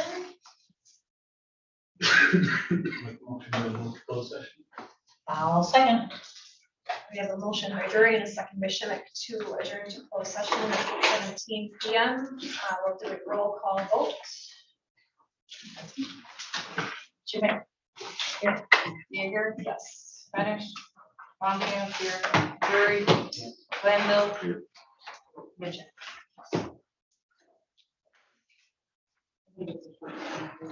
I just didn't want it to go in the trash. Thank you. Thank you.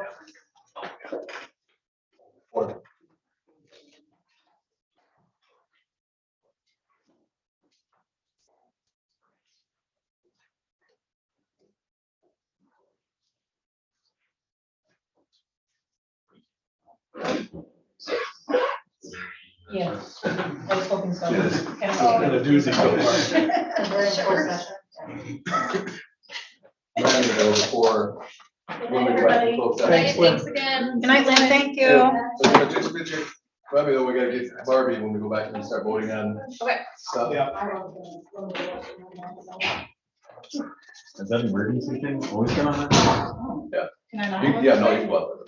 Is this toilet fixed and it goes back I in don't here? remember that. I hope so. Barbie. I haven't been in there. I'm gonna check. That's You'll why I let wanted us to go this know. way.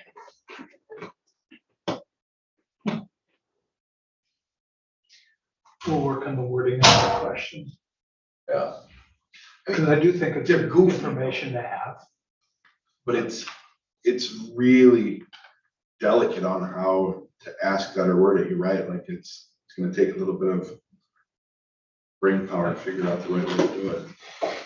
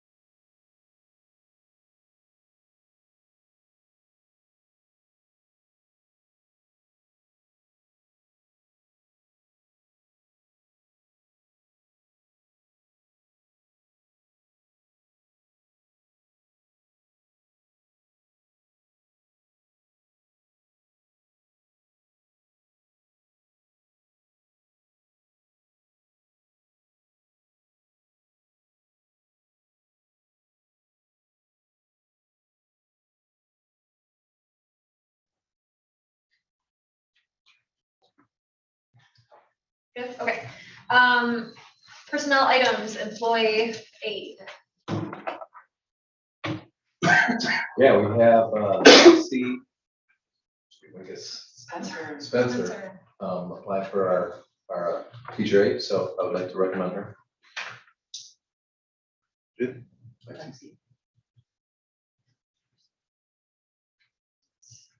Entertain a motion to approve that. Make a motion to approve it.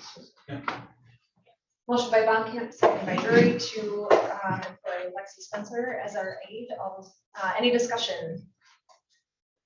All those in favor, please say aye. Aye. Opposed, same sign. Motion passes. On to cooks.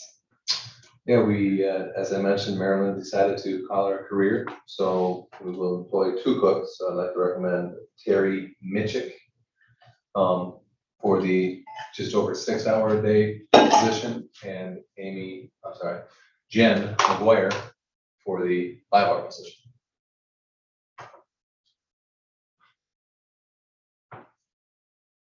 Make a motion to approve both. I'll second. All right, we have a motion by Drury and a second by Landville to approve Terry Mitchell and Jen McGuire to fill the part-time cook roles. Is there any discussion? All those, we'll vote. All those in favor, please say aye. Aye. Opposed, same sign. Motion passes. JV/assistant volleyball coach. Yes, Rachel Wolf, she's currently employed here as a custodian, so she'll obviously work the same amount of hours, but if she's approved as a JV coach, then her hours will start later on the away game, for example. Home game, she starts about the same time, but Rachel Wolf. Make a motion to approve Rachel. I'll second. All right, motion by Glanville, second by Mitchell to approve Rachel Wolf as a JV assistant volleyball coach. Any discussion? Seeing none, we'll proceed to vote. All those in favor, please say aye. Aye. Opposed, same sign. Motion passes. Middle school volleyball coach. Ms. Steely, elementary teacher, is gonna help us out, and she wants the middle school ball. Make a motion to approve Ms. Dilly for the middle school volleyball. I'll second. All right, we have a motion by Glanville and a second by Baumkamp to approve Krista Dilly as the middle school volleyball coach. Any discussion? Seeing none, we'll vote. All those in favor, please say aye. Aye. Opposed, same sign. Motion passes. Middle school assistant volleyball coach. Still looking. We'll move on to National Honor Society advisor. Yes, I'd recommend Carrie Smith, the NHS advisor. I'll make a motion to approve NHS. Very smith. Second. Great, we have a motion by Schmidt and a second by Glanville to approve Carrie Smith as the National Honor Society advisor. Any discussion? All right, seeing none, we'll proceed to vote. All those in favor, please say aye. Aye. Opposed, same sign. Motion passes. Middle school student council co-advisor. Yeah, Monica Schwarzhoff's teacher in the middle school. She's agreed to help us out, be a co-advisor for middle school. Make the motion to approve Monica for student council advisor for middle school. Second. All right, we have a motion by Baumkamp and a second by Glanville to approve Monica Schwarzhoff as middle school student council co-advisor. Is there any discussion? All those in favor, please say aye. Aye. Opposed, same sign. Motion passes. Grade 10 advisor.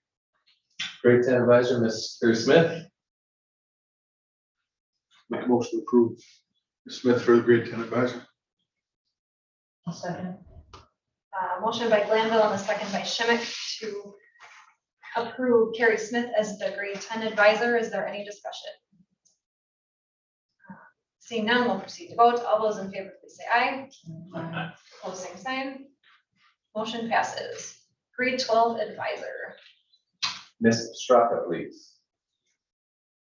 I'll make a motion to I'll second.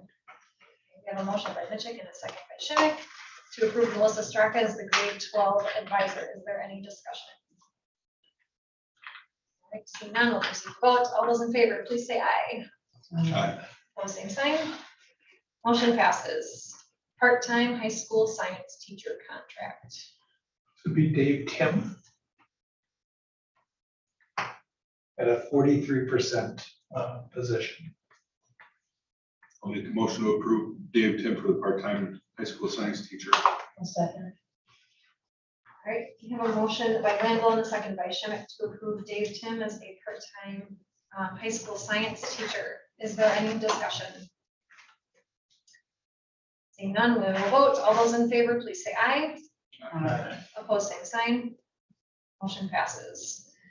Just a quick question, do we have to, since it's on a duty, because if we can't, for the other position, we're not gonna have a board meeting until school, after school starts, so do we wanna do anything pending on that or can't? They really need to approve it. I mean, there's nothing that prohibits us from bringing somebody in until the board approves. It's better if the contract is signed. I mean, we could do, because we're gonna be in the same position with that assistant volleyball position. Correct. Yeah. So I may, probably would be, I'd hate for you to approve it without, Knowing what it is. Name. well, right, exactly. So we may have to do a special, just a very quick special board meeting to approve those two, hopefully both of those positions. The week before we have staff come back. That's something you guys can live with. So, okay. We will run to substitute teacher pay.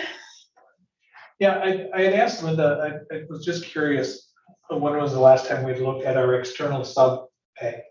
Because that's always, finding subs is always a struggle, I know that. And so the last time we looked at it and did anything was in 2018, and I believe the board raised it from $95 to 110, or it was 100 to 110 back in 2018. So then the next thing I wanted to do was take a look at what the schools in our conference and are paying, and that was included on the recommendation sheet. Boiled down to the average is $110. So we're right on the average line. The top end was 125. But most people were, I mean, the 110 worked out. What some of the districts have done, however, and this is part of my recommendation, is they reward people who sub more than a certain number of days in the year with a little bit extra as kind of a thank you and a reward, and make it a little more amenable. We used to do that. In fact, it was in board policy probably 4 or 5 years ago, something like that, from what Linda shared with me. And then when the board raised it to the 110, you eliminated that part of it. So my recommendation is that for any sub who subs more than 20 days in a school year, that they would get 120 instead of the 110. Day 21 going. Day forward. 21 forward, yes. It wouldn't be retroactive to the first 20 days. It would just be for any days. And it would reset every year. It wouldn't be their automatic rate going into the next year. School year, not calendar year. Correct, school years, yes. Yep. So that's what I'm recommending and asking for. So any questions? I'll Any make a thoughts? motion to approve it. Sorry, so it would be 110 up to 20 days, Correct, and then 120. 20 for any day from 21 after. How many people sub more than 20 days? Yeah. Especially since COVID hit. Just curious, did you check to see how much Good. Iowa Grant is, because they're so close? Yeah, they're on the top ones, about 25. Yeah, I didn't include them because they technically weren't in the conference, but yeah, I think they're up there. Flat 125, not bonus pay for I don't know about that, but I know, start 125. Yeah. but the reason we do is because we don't have near enough subs, so those subs we do get work a lot. Mhm. Some districts have hired and gave insurance, full-time benefits, and everything, some people work every day because they know they need it somewhere, or. Yep. Yeah, they'll hire a permanent, 1 or 2 permanent subs. Yeah. Where I was the last 2 years, we had 7 permanent subs on our payroll. And they got paid as much as a teacher did. You know, you got like a 3-level school, that's. Well, I know this, Very comparable. but just as an example. So, that's it. Okay, so we do have a motion on the table by Shimmick to approve. I'll second it. So we have a motion by Shimmick and a second by Baumkamp to pay substitute teachers $110 up to 20 days of substituting with $120 day 21. And after, is there any discussion? Do you think we ever have any subs that choose our grant over us because of difference? Yeah, like, yeah, we do. I mean, we have subs that teach, or sub here and sub there, different districts, so obviously if they get called the same morning from Island, different district, 125. But luckily, we do have some that don't matter, they just stay with us. I mean, this is basically just a favor, like a thank you for doing as much as you do, because it's not like this extra $10 is gonna bring them running. It's just like, hey, thanks for doing so much, so here's. It helps, and Oh, yeah. Again, it's, sometimes it's the fact that it's an appreciation thing. Appreciation. Exactly, yeah. So a lot of our subs have worked here before. All of our subs know the kids, so it's been, and they like it here, so it helps a lot. You don't feel we should raise the regular rate? No, you think we're good where we're at? I mean, Good at 110. I mean, if we're struggling for You subs, said you were subbing a lot last year, filling in. And that I don't know, because that was COVID mostly, but last 2 years, between myself, Miss Hessling and Miss Jackson, we were in classrooms all the time. You're making like under $14 an hour. Yeah, that's the next actually recommendation. That wasn't us, they don't. I don't know if Lindsay and Bree got paid that or not, did they? Barb? Not that I saw from Linda. Yeah. So I'll talk about that when we get to that one, but, I don't know if you want to raise it, but We are average. but is it tougher for us to get subs, so we need to be slightly above average to attract people here? Because, I mean, someone's not gonna drive past a school to get here for less. So I mean, maybe we do need to be a little more, maybe we need to be at the upper end and be at 125. I don't know what the added cost of that is, I don't know how many sub days we have a year. I mean, it obviously sounds like a lot. yeah. Well, all I know is in 1920, pre-COVID, not counting obviously from March through the end of the year, but when I'm looking at my next sheet, which is the per period sub, there were only 11 people for the first 2/3 of the year who turned in per period subbing requests. So that tells me we were filling our subbing needs with the external subs. For the most part. more people would determine There's that too, and then, it, which is most of it, probably. which is probably the Not talking majority. about myself, for example. Yeah. Yeah, I know, but that's what I mean, that's why you wouldn't see that, right? Right, no, and I'm 100% positive that the 2 COVID years, the last 2 years, that happened a lot because we should have been spending a lot more money than we did those 2 years based on what I know was happening. So I don't know. I mean, I'm not recommending against raising the base. Then maybe raise the base and not worry about the extra. I like the incentive of doing, if they're gonna sub longer, it's an incentive to keep coming back to Highland. But are we gonna struggle getting the people we need to come here longer because they're going to IG or Mount Horeb or wherever? I don't think There's we- several subs that are like from here that go to our grant, or go to Riverdale, That are like previously people signed. live here.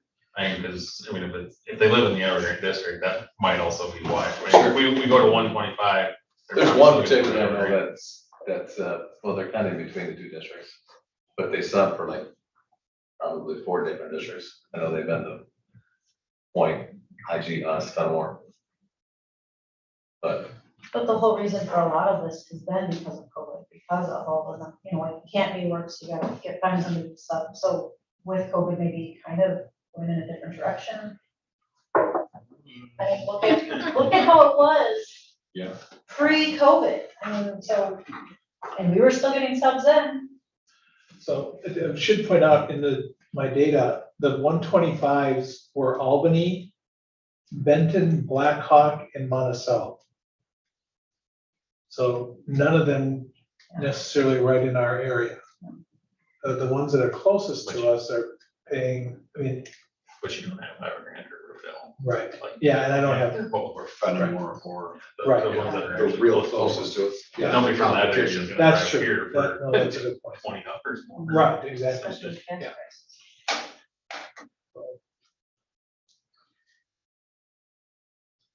So are we content with the motions Do you want a re-motion? as is? or what? No, we were just discussing. Okay, So now we will vote on that motion, which was 110 up to 20 days and 120 day 21 on. So, all those in favor, please say aye. all right, Opposed, same sign. Okay, motion passes.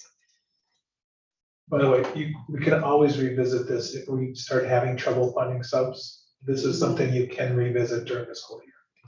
So, And is that something you can find out, like, I guess we know what IG is, but what's Riverdale, what's Fenimore, what's? yeah, I can get that information. Yeah, no problem. So we have, building on that, teacher compensation for internal coverage. Yeah, so this is the one I mentioned when we were going through the staff handbook. This is the one that if you approve it, will be an additional change. So the current rate of $16.50 per 45-minute period has been in place since August of 2015.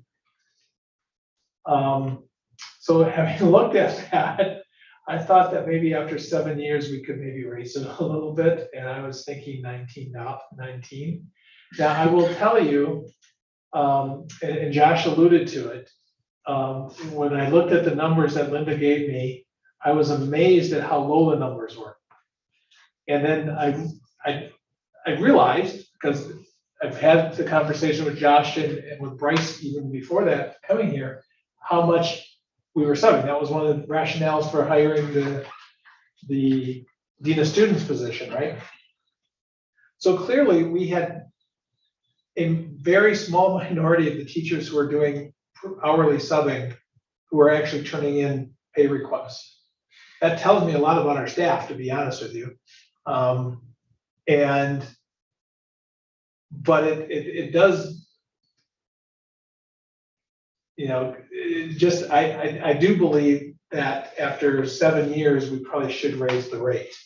I did talk with Linda about it, based on the number of things that have been turned in historically over the last 3 years. I'm not sure 1920 really counts, but at the height of COVID, people were turning stuff in.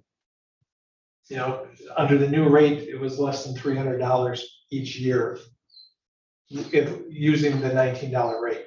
Now, my guess is when we do raise it to 19, we'll have more people turn it in, Yeah. because it's a little bit more money. On the other hand, it is only $250 more. So I've got and people like, if Josh is subbing, which hopefully he's not doing any of this year, but he's not turning it in. Bree was not on the list of people. Lindsay was not on the list of people. So the majority of people are not requesting it. And I don't really see that changing a whole heck of a lot. So these are just people that have a prep period, they'll give up? Yeah, yep. Is the Dean of Students included in this pay, or is that included in her pay already? Because I think that was one of the discussions we had of adding her, because there was so much substitute need. I mean, she is under a teacher contract. That was deliberate. So, I mean, technically, She would have every right to fill this out. she would have, I don't think it would be a smart move on her part, personally, but that's just me. Why do you say that? And, I mean, it's a quasi-administrative role. Administrators Because other administrators aren't, just jump in and do should it. just, Yeah. should. I mean, I expect that if I jump into a classroom and sub, I'm not putting in a request to get paid. It just goes with the territory. But that's something, that when Josh and I meet with her, we can discuss. But it is, like you said, a teacher contract, She is not under a a teacher contract. quasi-administrator That contract. is correct. So That is correct. Is this comparable to other schools? I mean, what do other schools do? They're all over the map. I mean, some people have a combination of paying and comp time, or they just have comp time. Most people pay a flat rate. And honestly, most of the time, it's a percentage of their base pay. So,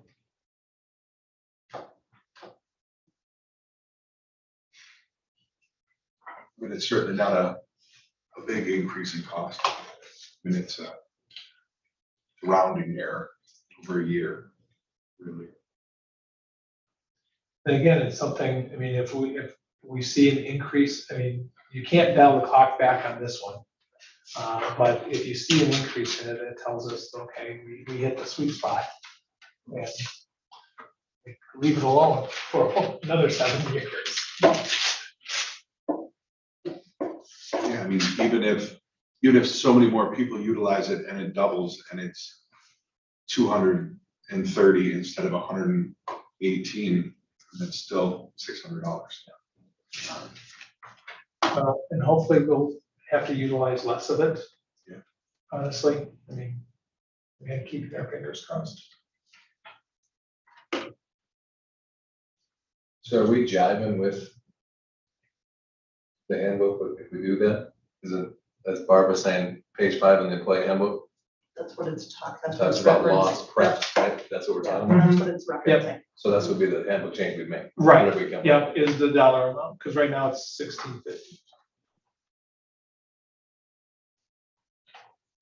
Is that technically lost prep though? Like if they've willingly given it up, that's not lost, it's like given. I mean, the verbiage there is a little squirrely. Most people, if they're asked, are not gonna turn it down.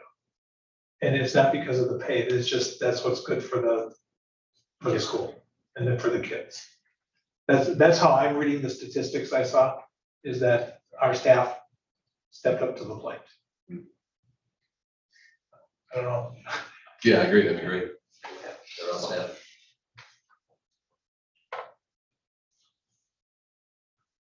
I'll make a motion to approve the recommended increasing rate to $19. I'll second it. All right, yeah, second, or I'm sorry, a motion by Baumkamp and a second by Glanville to increase the internal teacher substitute's wage from $16.50 to $19. Any further discussion? Seeing none, we'll go ahead and vote. All those in favor, please say aye. Aye. Opposed, same sign. Motion passes. And the last one I have for you is the support staff substitute pay. It's been at $13 an hour for a very long time, from what I was told. And so in talking with Linda, and she was comfortable from a financial point of view of just asking for a flat dollar increase for somebody who comes in to sub as a custodian or comes in to sub for one of the cooks who's out. Just a little bit of an increase, that one. And do we know, out of curiosity, how this compares to other schools? I have no idea, honestly. It's a great question. I just don't have it.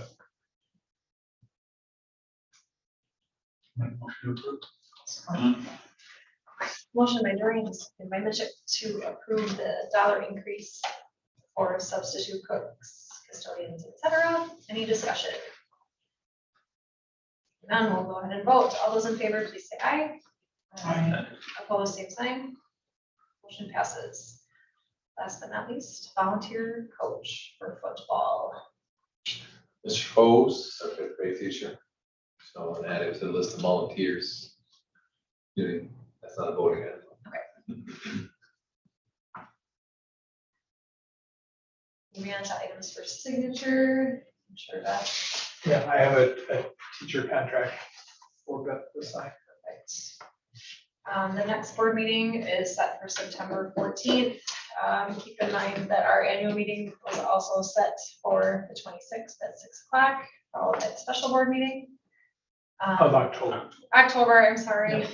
It's getting late. But we will have, hopefully when we get those signed, Caesar, that special meeting. Yeah, we'll need to do that. Any committee meeting, maybe? Yeah, we're gonna need buildings and grounds again. Because we need to talk about bringing some people, those consultants in. Or we could just do that now, if you're willing, the consultants who are talking about the possible referendum stuff. They would like to come back and present to the board, if you're willing to do that. I guess, I don't know, Brent, do we need to go officially through buildings and grounds for that, or? We had talked about bringing it to the board anyway. Okay, okay. So are you guys okay if I tell them to come in September then? I'll ask them to keep it short. We do have though the B and G discussion with those lights. Oh, yeah, yeah. So either way, we're still gonna need a B&G meeting. Policy committee, maybe before the 14th, as I mentioned at the beginning of the meeting. And we're gonna need a finance committee meeting. Because we're gonna need, the September meeting, we'll be talking about preliminary budget, because we have, a month away, and then we have to set the budget. So finance, you want before the September 14th meeting? Absolutely. Okay. Yeah. That week, the 12th through the 16th, I'm gone. So it'll have to be the week before that meeting for finance, because I'm on